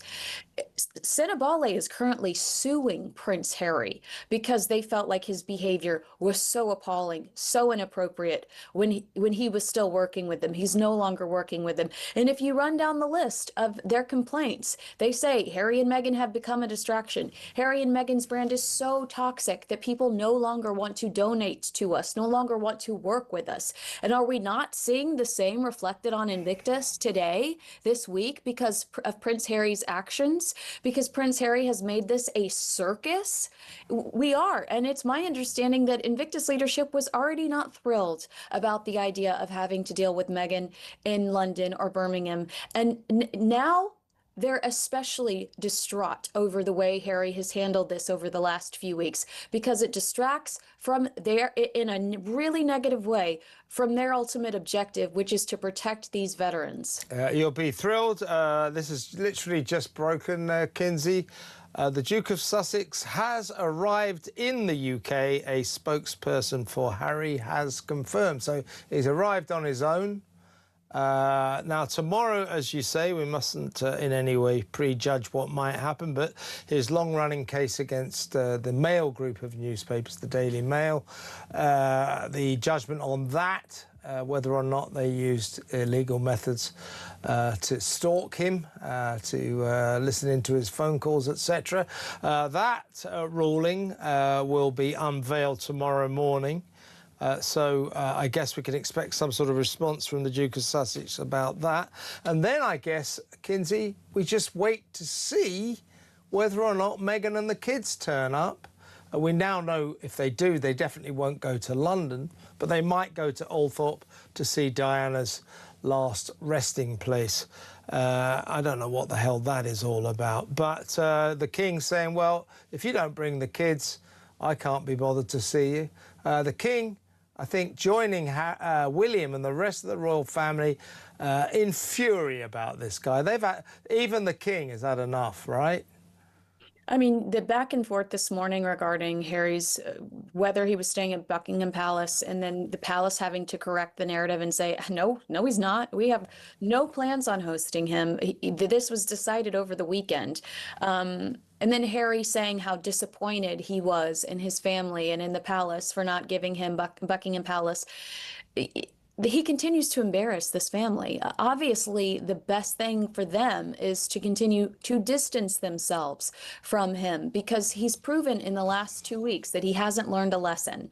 He's been horrible to them over the last 6 years, and there's no stopping him. He just continues to attack. This psychodrama. Papers reporting this morning that King Charles finally refused to be pushed around by Harry and indulged in the constant state of chaos amongst this ridiculous accusation that they asked him to stay. He said no. I read last night that he didn't respond, and that even when they said your time's run out because of security and cleaning, then his team still released a statement saying he was staying there. What's the boy on, man? This is the whole point, and this is why the eye-rolling going on within the royal household just must be, for Harry, what's going on is just ridiculous. What Harry's behaviour around this, it's such a soap opera, a mess, and it's all his own doing. You know, if place hadn't been made from at Buckingham Palace, why didn't he just get on and accept it? Yet he says, well, staying in Buckingham Palace presents extra security issues. Well, I'm pretty sure within Buckingham Palace it's going to be safe for him. The whole thing is just a mess. And Harry needs to start to take a long, hard look at himself, but I'm not sure he's capable. That's the problem. And it's just gone on and on. And finally, I think the royal household just snapped and said, enough's enough. And because they also said, you can't just turn up, because remember, Buckingham Palace is a bit of a building site at the moment. So it's not straightforward. Yet they had given him the opportunity to go and stay there. So for Harry, this is just another example of his stupidity, I think. It's really interesting, isn't it? Because some people yesterday were going, do you know what? I'm done with this psychodrama. They're just a pain. And one point I want to make, which would go down like a lead balloon, why would you want to stay, if you're Meghan and Harry, in the ceremonial symbol home of the royal family that you've labelled racist? Well, in my opinion, only because their brand is failing massively and they want to be they need to be attached photographs in America with the royal family. But here's the other thing. The other I also heard is the palace playing games. They're saying they can provide a room 1 minute and they can't the next minute. You talk about building work. The bloody Buckingham Palace has got millions of rooms, man. So who's telling the truth here? I think also I'm going to side with the royal household, and you say, well, you would, but in a way, the place needs, staff. It's probably not geared up. If he's in there, it creates a logistical issue, and that's what the household have said, is that you can't just call up last minute and say, despite the fact that it may have lots of rooms, there's no one else staying there. Because it's obviously used for big occasions. It is the heart and home of the royal family. Yet you're right also, from the Sussex's point of view, they're desperate to sort of enhance their royal connections, and staying at Buckingham Palace would have been part of that. The other thing for the King and the royal household, today we're going to hear the news of that court case brought against Associated Newspapers. Yeah. And that will be interesting. So if it goes for him or against Harry, if he's staying at Buckingham Palace, it might be, again, that sort of creates an extra layer of problems for the royal family. So whatever the verdict is. So there are lots of things at play here. But for Harry, this whole trip has just been a saga that he could have sorted out right from the get-go. And I don't care if people dislike this. Part of this, the biggest problem for me will be her chirping away in his ear. She doesn't want to come to London. What, because the royal family's racist? Well, don't come at all. But I do want to see the king, because probably I would like some clickbait. But you're not going to... London's not safe, but going to Althorpe to see the Diana, bless her, late, great Diana Spencer's grave, that is acceptable. It's such... And you're right, eye-rolling is the best way to describe it. I suspect that everybody's just fed up to the back teeth. I wouldn't trust them further than I could throw them. I would think that if they came, what would be in the newspapers in a heartbeat? And that's the issue. And Matty, you made the point. Matt Vickers is here. And you said earlier, it's such a shame because there are plenty of detractors about the royal family. And Belly and I would be absolute... You know, we'd extol every virtue, how much they do for this country. The king doesn't need this crap, excuse my French, does he? He doesn't need it. Harry's just desperate for relevance now, isn't he? Yeah. He's going to fade away and disappear unless he can create more drama, make himself relevant, and get another series on. But does he not? But does he not know? I mean, you'd agree with this, Belly. The more people aren't going, oh, poor Harry. They're going, you're just playing games, man. The world is. You know this, Rupert. Matt knows this. I know it. There's real things happening in the world, and people just go, you entitled, arrogant... That's what they think. Right, they do think that. And also, why is it any different, the security problems in London, to going to Birmingham? You know, that's, again, the point. You know, he's just as vulnerable, I would assume, if he is vulnerable, in Birmingham. And there will be a level of security always around him. Now, but he wants the bells and whistles, outriders approach to it, so that it can sort of add to his self-importance and create the impression... But my argument is you talk... No, I'm having a go at both of you at all. He wants self-importance. You didn't want anything to do with the monarchy, man. So stop wanting the stuff that comes with it when you're not putting in the hard yards and working for it. Well, you're right, because he suddenly thought the grass was greener on the other side. And suddenly, you know, the cold reality, he's not actually now being able to generate money because everything was done for him. In the royal family, he could have had a significant part to play in the modern royal family, and people would have understood that. But he's chosen a different lifestyle, and you're absolutely right. Why doesn't he just accept his situation and get on with it and deal with the here and now rather than making it an episode of EastEnders or some soap opera? You know, it's real life, the episodes of The Crown. It is absolutely ridiculous. We have talked incessantly about this couple, the psychodrama, will he, won't he, should he, shan't he. I don't even understand, sorry, I want to put it out there, why he would even contemplate wanting to stay with his kids or not in a house that symbolises an institution that he and his wife called racist, for Christ's sake. The only reason they want that is because of relevance, isn't it? Because the brand's on its backside in America and being seen in a royal residence with the old Netflix cameras looks good. What else? You held up the paper there. It's on the front page of the biggest selling newspaper in the UK, and that's what it's all about. The way that it's been handled is purely about making sure that everything he does and says, and it's all part of the brand, keeps them current. Will they, won't they be part of Buckingham Palace, be at Buckingham Palace? I feel sorry for the king with this because he's been played, I think. The palace have realised too late that he's being played. And also today we've got the ruling coming back, I think, haven't we, against Associated Newspapers. I think it's all to do with the publicity and to make sure that he has got some currency for his brand.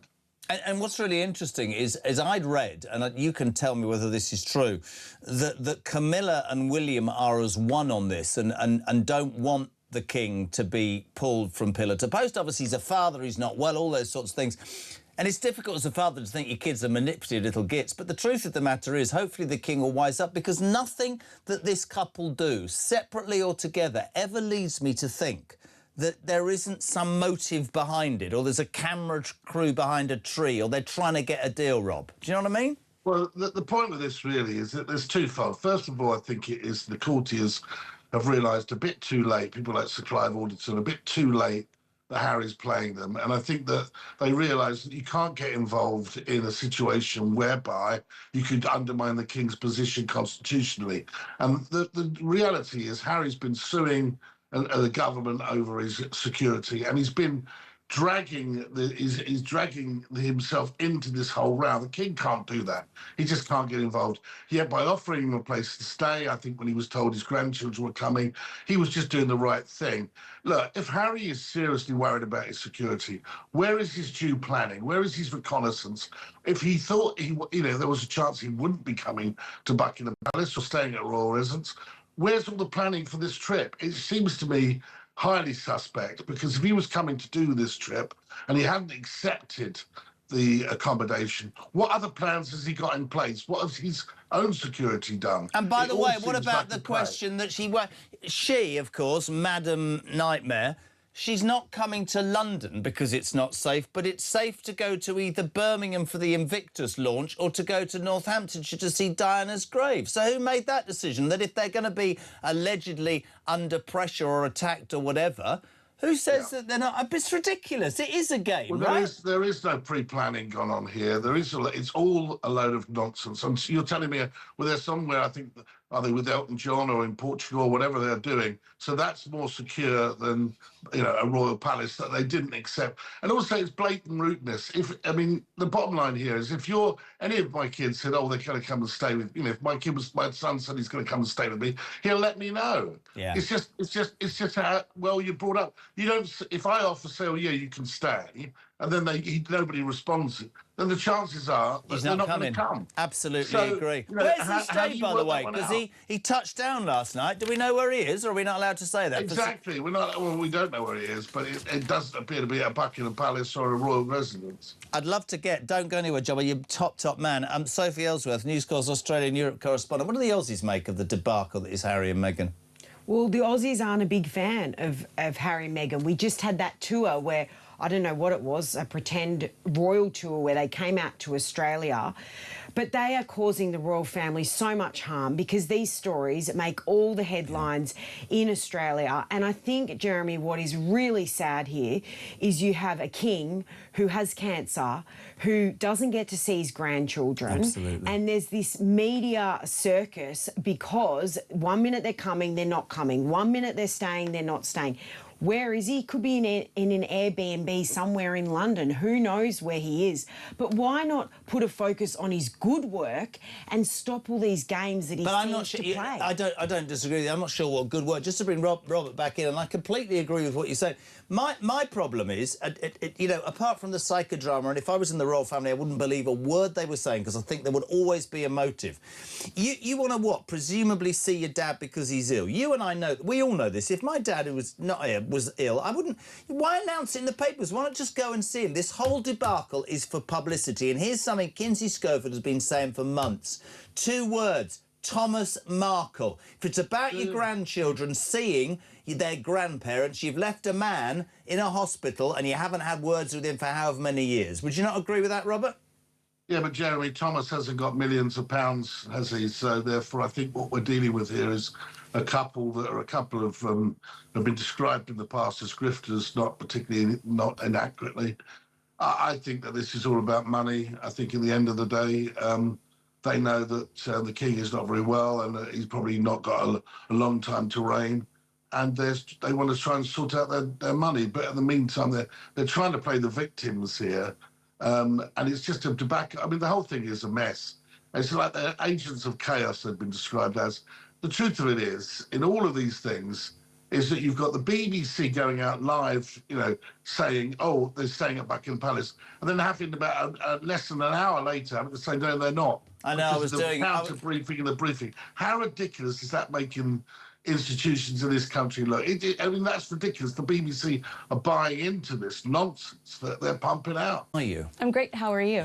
She said to me, you look well. I said, you look well. I said, I had Botox yesterday. She said, you have work? I said, yes, fake teeth. Do you not know the story? This is absolutely true. They took the Jeremy Carr show to America. Uh-huh. I was quite, I've been doing it 5 years and they take me to this massive house that they've given me on 58th, Jane, and then down at the bottom, Jane, in Manhattan, families, nanny, and then they take me to the studios and I get out of this Escalade on 58th and there's like a 100-foot poster of my face and there's about 100 people and it's the Jeremy Carr show and it's like, oh, my God.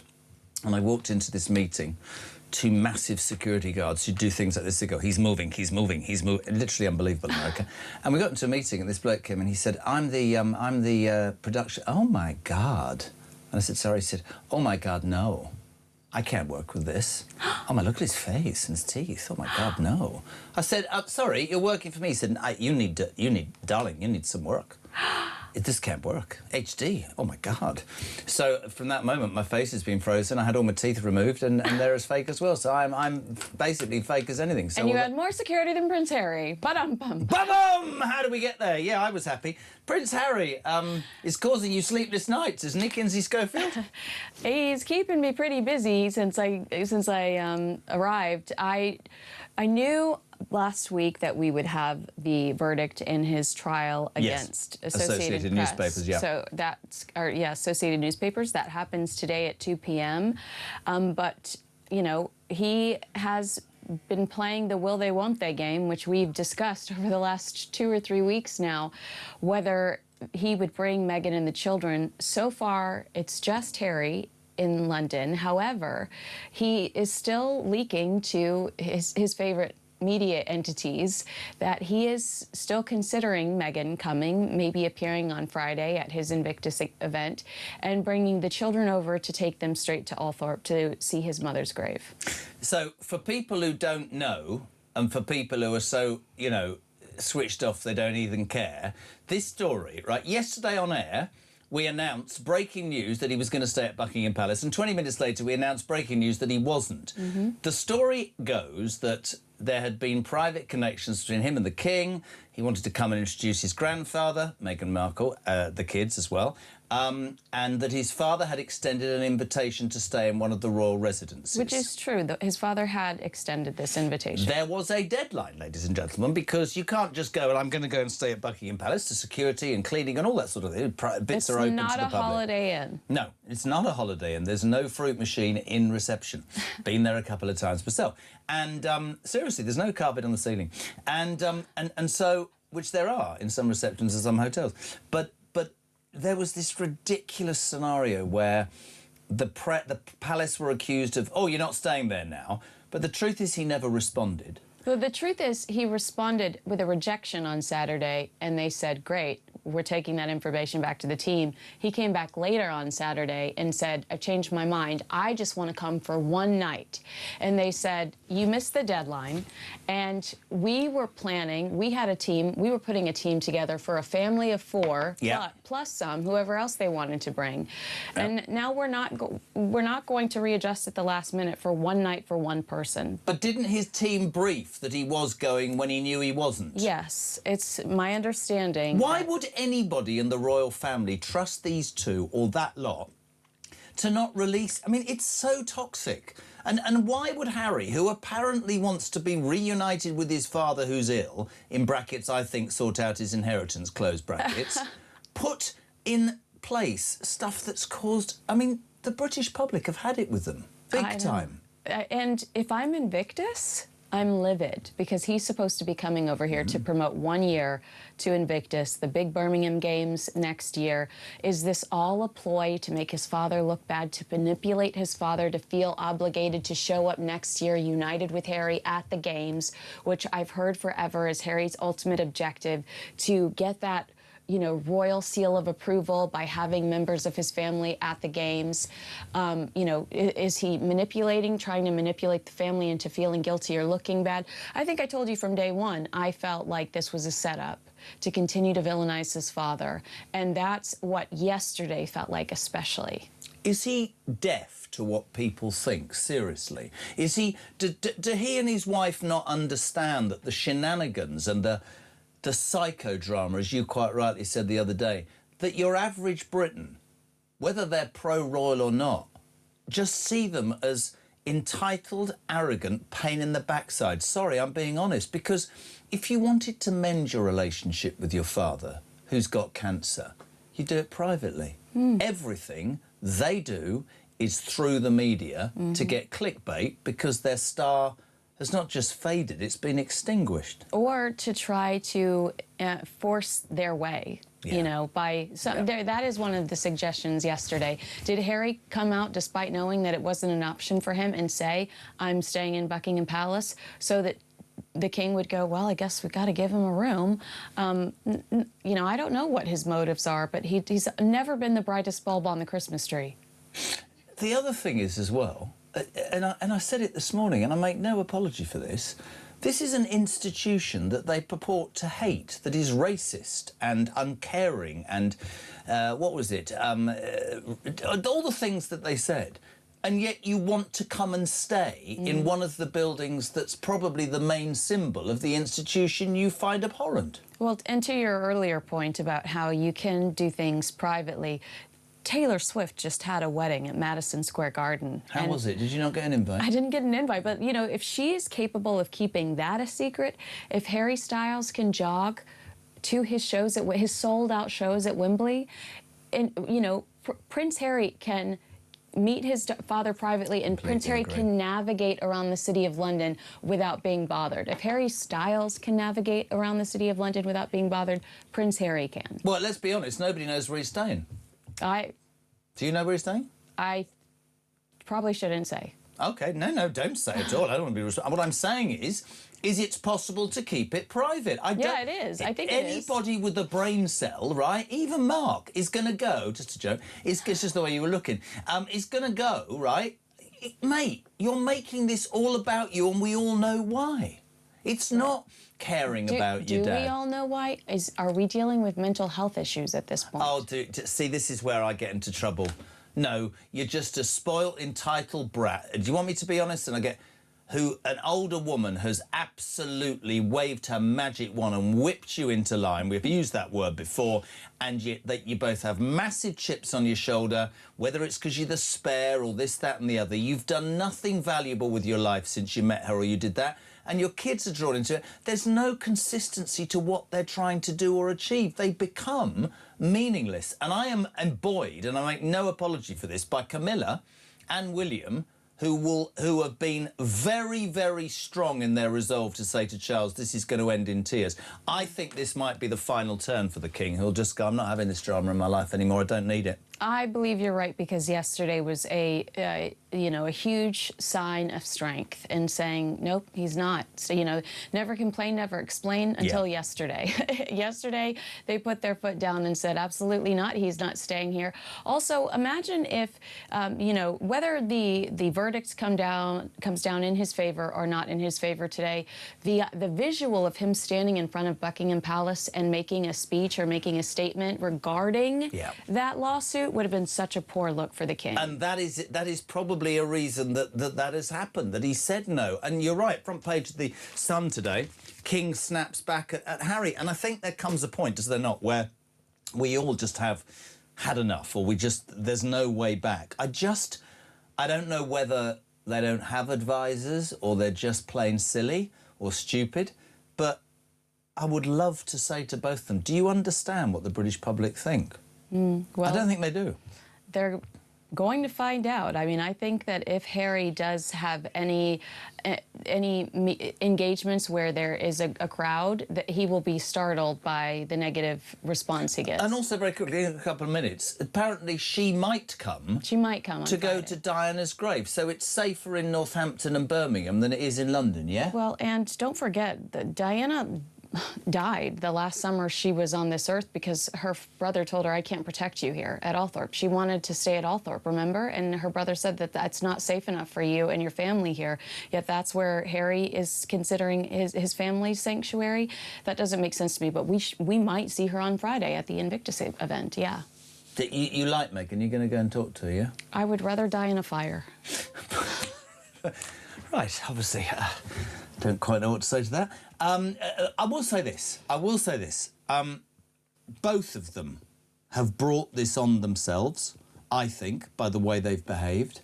And I think what you just said about negativity, I think is absolutely right. And maybe it will take a public appearance and the British public to voice, I guess, or make known their feelings that will be the answer to all of this, because they don't seem to get the message, babe, do they? Well, if the British public doesn't, I can tell you that there's leadership in Invictus that do plan on having a very serious conversation about the distraction that's been created over the last few weeks and how it's negatively affected the veterans and the cause. And interesting, isn't it? Yet another charitable cause that he might be thrown out of, which says an awful lot about him as an individual. Kins, thank you for the socks. If you're just tuning in, Donald Trump socks with hair, with a little comb to brush his hair. Look at that, isn't that lovely? Let's go straight over to Prince Harry's biographer, Angela Levin. Welcome, Angela. Hello, thank you. Thank you for joining us. What an extraordinary verdict in this long-running case that Prince Harry and his celebrity friends, including Elton John and Elizabeth Hurley, have been waging against the Daily Mail group of newspapers, saying that a whole slew of stories that appeared in those papers were obtained using illegal methods, phone hacking, detectives getting dodgy information using unlawful methods, and so on and so forth. The judge today, Mr. Justice Nicklin, has dismissed Harry and his mate's case in full, saying that they had not a jot of evidence to prove that any of these stories were obtained unlawfully. Can you think, Angela, of a worse way for Prince Harry to start his controversial visit to Britain? Yes, absolutely. But he never believed it. I did, because I was working at the Mail at that time, and we weren't allowed to do anything wrong there. And we were, very, very looked over. But Harry had to do it. And I just saw something I read before, which was that his wife, Meghan, absolutely hated the Mail. Now, poor boy, he has to do everything that Meghan wants for him. He tries his best, but this is ridiculous, and he's going to owe the court £50 million. £50 million, that's what he spent on this case? Yes. That's ridiculous. I mean, what is wrong with this guy? He styles himself as the courageous David taking on the evil dragon of the media, of those awful newspapers. And I'll tell you what he and all his celebrity chums think. They think that because they hate newspapers so much, they can say what the hell they like about newspapers like the Mail and its journalists, and they don't have to prove it. Well, today they discovered they do have to prove it. They had no evidence for this. These are outrageous allegations against the Mail, and Harry has been utterly humiliated today, and he deserves it. Baroness Lawrence, she was the mother of the boy of 18, Stephen. And he persuaded her to put some money in the bag, and this is what had happened to them. And she decided, if you remember, that Paul Dacre, the head of the newspaper, he actually absolutely worked incredibly hard and he got murderers on the front, risking his own way of going home, getting it was just very, very difficult for him to do anything for this boy and his mother, and he did help. He'd helped a lot, and she wasn't grateful at all. She wasn't grateful to me, and I spent a lot of time talking to her and asking her questions and trying to make things, Well, she got lured into it, and I think she now realises she's made a big mistake, as did Sir Elton John, as did Elizabeth Hurley. What do you think this is going to mean for his visit? I mean, he arrived yesterday. We still don't know where he's staying. The King obviously has lost it, has had enough of him, and just said, you can't stay at Buckingham Palace anymore, and if you don't bring your grandkids for me to see, I don't want to see you. What do you think this will mean for his visit? My guess, Angela, is tetchily and sulkily he will now say effectively to the King, right, I'm not bringing Meghan and I'm not bringing the kids, so there. That's what I think will now happen. What do you think? I think that's right, because he made the king look very low and hopeless, and he absolutely, in the end, got fed up that he was behaving so badly towards him. He kept saying, you know, he wanted to get back and see his father. He needed it so badly, and he'd take the children. He wants to see them. But then when he's got the opportunity, he's very rude to his father. Who could bear to have the whole, you know, everybody hearing someone saying that you're hopeless? It's really disgusting, and I think that it will be very difficult for them to get back together. Yeah, I mean, my hunch now is, you know what Harry's like? I wouldn't put it past him in the next few hours to release one of his tetchy statements, to give a tetchy interview to the BBC or someone like he did the last time he lost the court case. He's going to do an interview this afternoon. There we go, yeah. And he'll make it worse. He'll criticise his father, he'll criticise the newspaper editor and all that sort of thing, because he can't break away from what is law and what is normal. Yeah, he doesn't get it, does he? He never did understand that. And he thinks that villains are such newspapers are such villains that they can't possibly win a case. Well, you need evidence, Harry, and you didn't have any. We found out on Thursday that we could expect this verdict. It was my understanding it would take a few months. So for a moment, I forgot that this was on the horizon, and for it to hit while Harry's here, and he's supposed to be promoting the Invictus Games. This is supposed to be a redemption tour. This has to be a major blow not only to the ego, but to his plans over the next few days. What does this verdict do to his reputation? Because we've had controversy around the charities. He's lost control of Sentebale, a charity that he co-founded. He's being sued by Sentebale. And being sued. Yes, he's being sued by Sentebale right now. For defamation or something? For defamation, yeah, absolutely. By the charity? Yes, his own charity that he started. Not ideal. Then you've got African Parks. He's on the board of that, and he used to be the chief operating officer of it, and they're shrouded in allegations about the abuse of African tribes. Then you've got the Archwell Foundation, or Philanthropies, or whatever it's called this week. Whatever it is. Which has effectively been shuttered. And then you've got Invictus, which is losing sponsors left, right and centre. And now this? No, this is a major blow to Prince Harry. And I know that you cover him the way I do. I mean, we've seen an aggressive shift in the last 6 months to a year, showing up in Ukraine, challenging President Trump, challenging Putin, writing the article in the New Statesman about anti-Semitism in the UK. He wants to be taken as a serious character. And here you have a judgment and a judge that says you're not a very credible witness. And I think it hits. It jeopardizes his authority. And when you cover him, it's hard to look at the guy and not think about the references to the Elizabeth Arden cream in his book. I mean, I don't take him seriously at all, but it's certainly his objective to be taken more seriously. Why? Because commercially he needs it. Nobody's going to give you millions of dollars to stand on a speaking or to join a speaking circuit if they don't really buy into what you're selling. But, B, I also think he wants to be taken as the serious character so that Ravik reconsiders his security. Oh, I'm in Ukraine. I'm in jeopardy. I need the security. So this is a blow to something we've watched him slowly building from over the last 6 to 12 months. And he hasn't had this armed protection that he craves for this UK return, which surely means he'll never get it. Well, I mean, I'm wondering how often he'll come back after such a devastating trip. Truly, he's not getting anything he wants. I think he wants a picture with his father.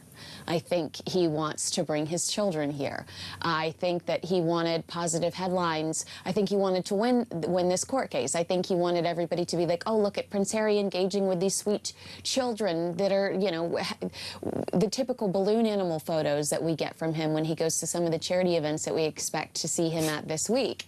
And that's not happening. I mean, this entire trip is all about defeat. And I would have said it was about defeat before that. For Meghan Markle to return to the UK, that's an admission of professional defeat. That's an admission of we need help, in my opinion.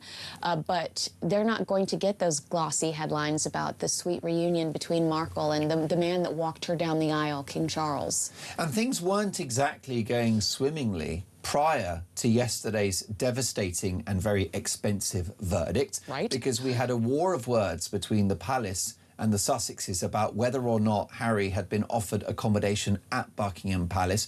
The palace say that they offered accommodation and that no response was given. The Sussexes have said, we accepted the accommodation. But they accepted it after the deadline. Which is a one-week deadline. Actually, we got to get the timeline right. They were supposed to give... Harry has been planning this trip since January, and for months, this offer's been on the table to have a royal residence. Which is very generous. Very generous. And Friday was the deadline. Harry rejects the offer on Saturday, changes his mind... Probably after his security team said, realistically, son, there is no safer place for you to be in London than inside Buckingham Palace. So then Harry goes back over the weekend and says, I've changed my mind. Can I please stay at Buckingham Palace? And the palace says no, because they need weeks, if not days, to plan for, they've got to get food in the building. It's a construction site realistically right now, and an office. So it's not a lived-in space. They would need to do hospitality, get a chef on board, get food and beverage in. They would need to provide the staff that could take care of Harry and his children. And they were also preparing for 4 people plus an entourage. And then Harry's calling and saying, just kidding, it's going to be me. What a waste of resources. And then, of course, the security implications, if he was going to be staying, they would need more personnel on site. All of that has to be planned, and it demonstrates something about Harry's attitude, that he thinks he can chop and change like this. Absolutely. Entitled, arrogant, out of touch. And he still thinks that his dad, at the snap of a finger, can change things for him. And King Charles proves over and over again that he wants to be reasonable, he wants to be fair, and that he's not like that. He's not going to call and make special arrangements for you security-wise. You know, it's unconstitutional. He's not going to make sure that you win in, you know, it's actually King Charles who advised him not to sue the Daily Mail, and here we are, Harry with egg on his face, and King Charles trying to keep his distance because he wants to be drawn into this drama. And I just think his father has proven to be a pretty fair individual that wants things to play out the way that they're supposed to, and he's not going to pull strings for his son. And Americans, if we know anything about the Americans, they like a winner.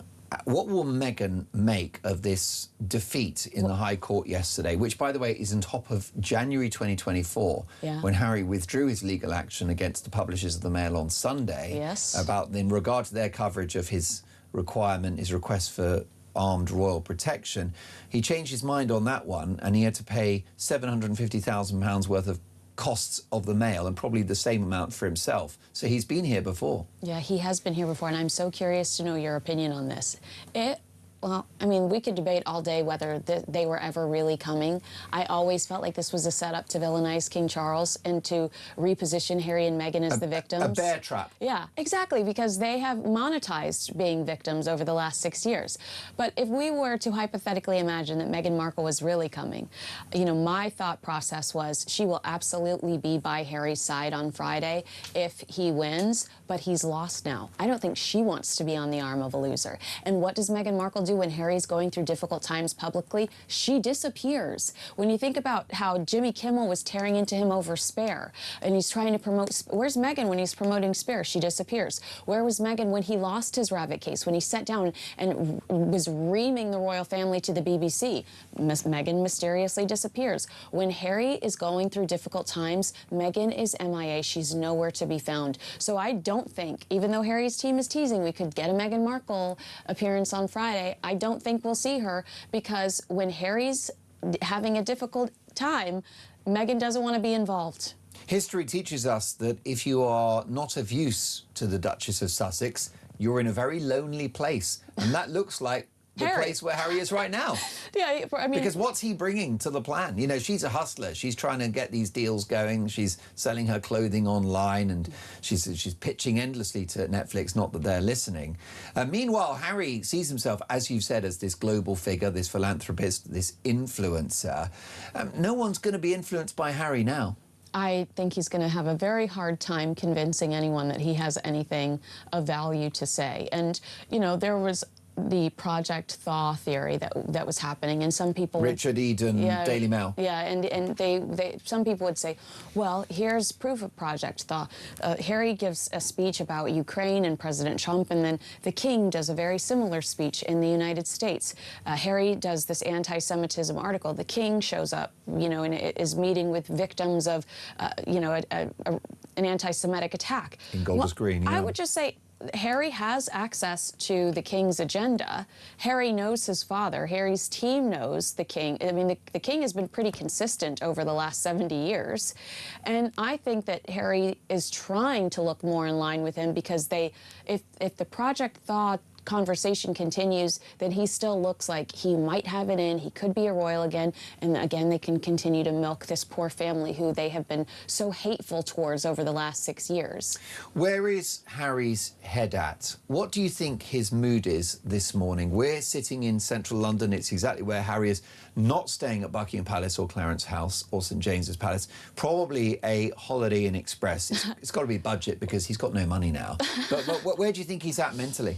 Angry. I think he is livid. You know, what happened yesterday should have humbled him, and he should have sat back and thought, you know, do I need to take on every fight? Do I need to litigate every issue?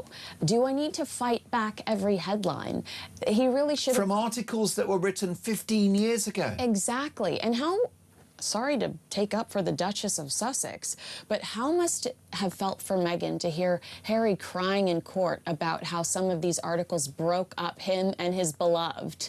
I mean, what does it say about that relationship? I cannot compute why Meghan Markle came up in the High Court. That too. Given that the articles pertain to 15 years ago, why are you talking about Meghan? That too, but he was sitting there stewing on the fact that he lost, I believe it was Chelsea, right? Wasn't he? Chelsea debut, yeah, wasn't it?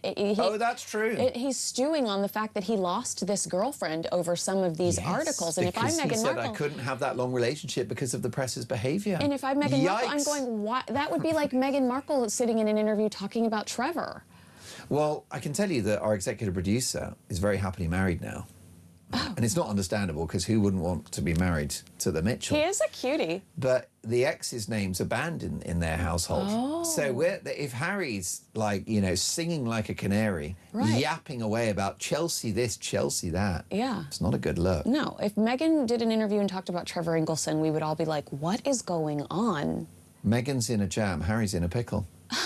And as for the flower sprinkles, don't get me started. So it's going to be damage limitation for the next couple of days. And by the way, I mean, Invictus, it's not exactly the land of milk and honey, that project, is it? I have heard that leadership, months ago, leadership was stressed about Meghan's involvement. And looking at the circus that this trip has become, you know, I guarantee you that there are conversations happening behind the scenes about how frustrating these two, you know, so read Betrayal, which I know you have, front to back. Tom Bauer goes into great detail about how detrimental Harry and Meghan's presence was to Senabale. Their toxic brand, you know, it drove fundraising down the drain. Audi pulled out, and many others. And they really struggled to generate revenue for this charity. They really struggled to generate any sort of fundraising, I should say, because Harry and Meghan had become such a toxic brand. And I think we're seeing something very similar with Invictus. It's the Meghan show. She changes outfits 6 times. You can go on the app and see Meghan. I imagine we'll see her with wounded veterans, and we can buy the sweater she's wearing while she's seated next to these people, similar to what happened in Australia, where she was with sick children trying to shill her clothing. And the veterans deserve more. I mean, I bet you Harry would say the veterans deserve more.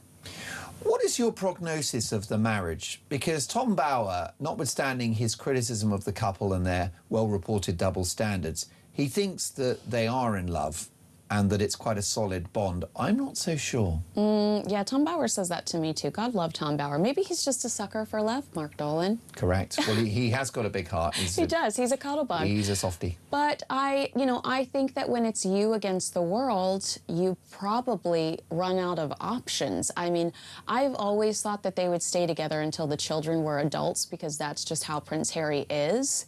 And I don't ever think that Prince Harry would leave Meghan. I feel like Meghan would leave Harry. There's also laws in California where Meghan receives more, or Meghan benefits more if they've lived in California and have been married in California for 10 plus years.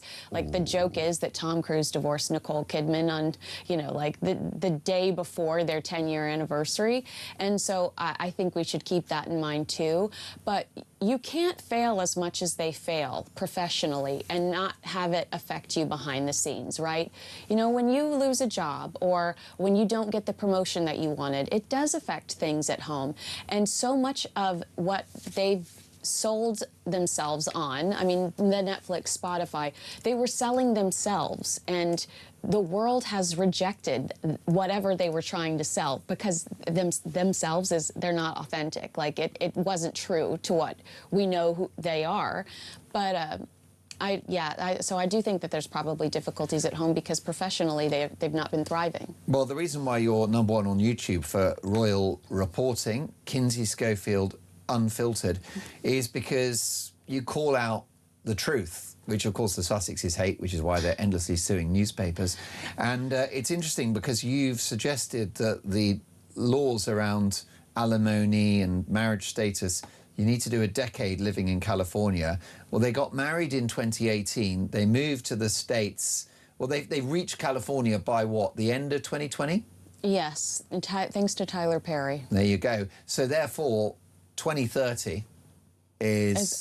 should we get a countdown clock on our YouTubes? The end date, at which point Meghan instructs lawyers and the rest will be history. And Harry has got a few more days in the UK. What are you hearing about... You've said that you don't think it's possible that Meghan never planned to come in the first place. So does that mean it's unlikely that the king is going to meet his grandchildren? I don't think the king's going to meet his grandchildren. I think if the king was definitely going to meet his grandchildren, there would be a space for that family at Buckingham Palace. So it's been 4 years since he last met them. Mm-hmm.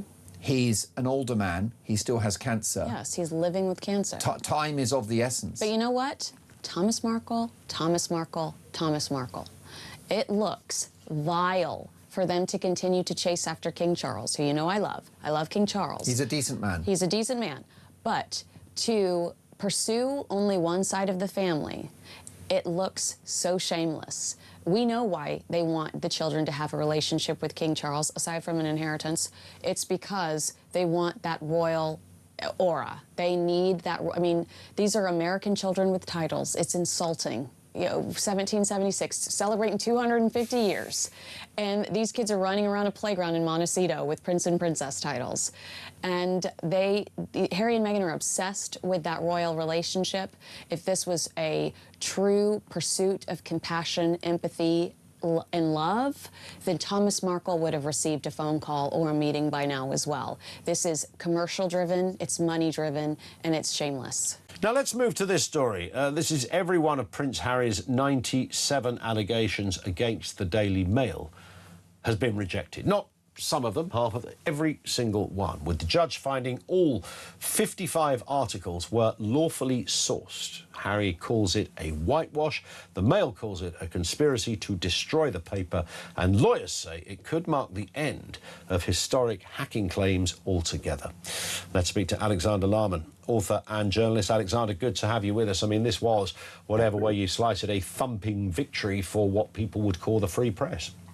Oh, absolutely, Ian. I mean, I knew, and I didn't know, I'm not a psychic, I was fairly sure that Harry was going to lose, but I didn't realise he was going to lose this badly and this completely, because what I'd heard was that he expected that even if some of the verdicts went against him, some would go in his favour, and he was all set to do a kind of victory speech yesterday, where he would have said this is a victory for the forces of essentially people who are against the press. Of course, it went so spectacularly against him and his co-litigants that he couldn't say any of that. So there was that ridiculous, pathetic statement that he made last night about a whitewash.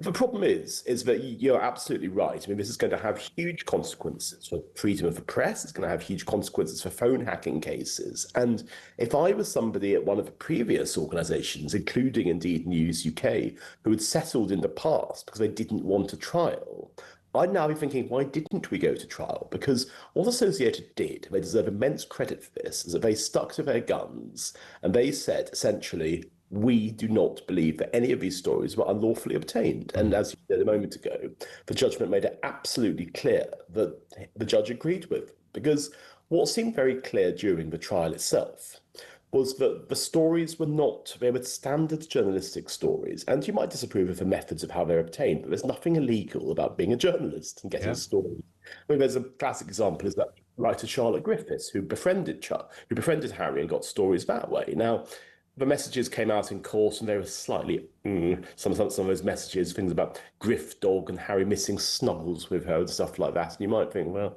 it's a bit much, isn't it? But nonetheless, all of these stories were obtained by tried and tested journalistic methods. And so the utter failure of Harry's claim it's hugely embarrassing for him. It's a massive, massive defeat. Financially, it's going to be catastrophic because it's entirely possible that Sir Elton John, one of his co-litigants, will pay the entire bill. And I mean, I don't know how much it's going to be. I mean, 50 million is a sum people are talking about. I think there is an amount of, say, up to 14 million that would have been covered for by insurance. But there's going to be a huge amount of shortfall, whatever happens.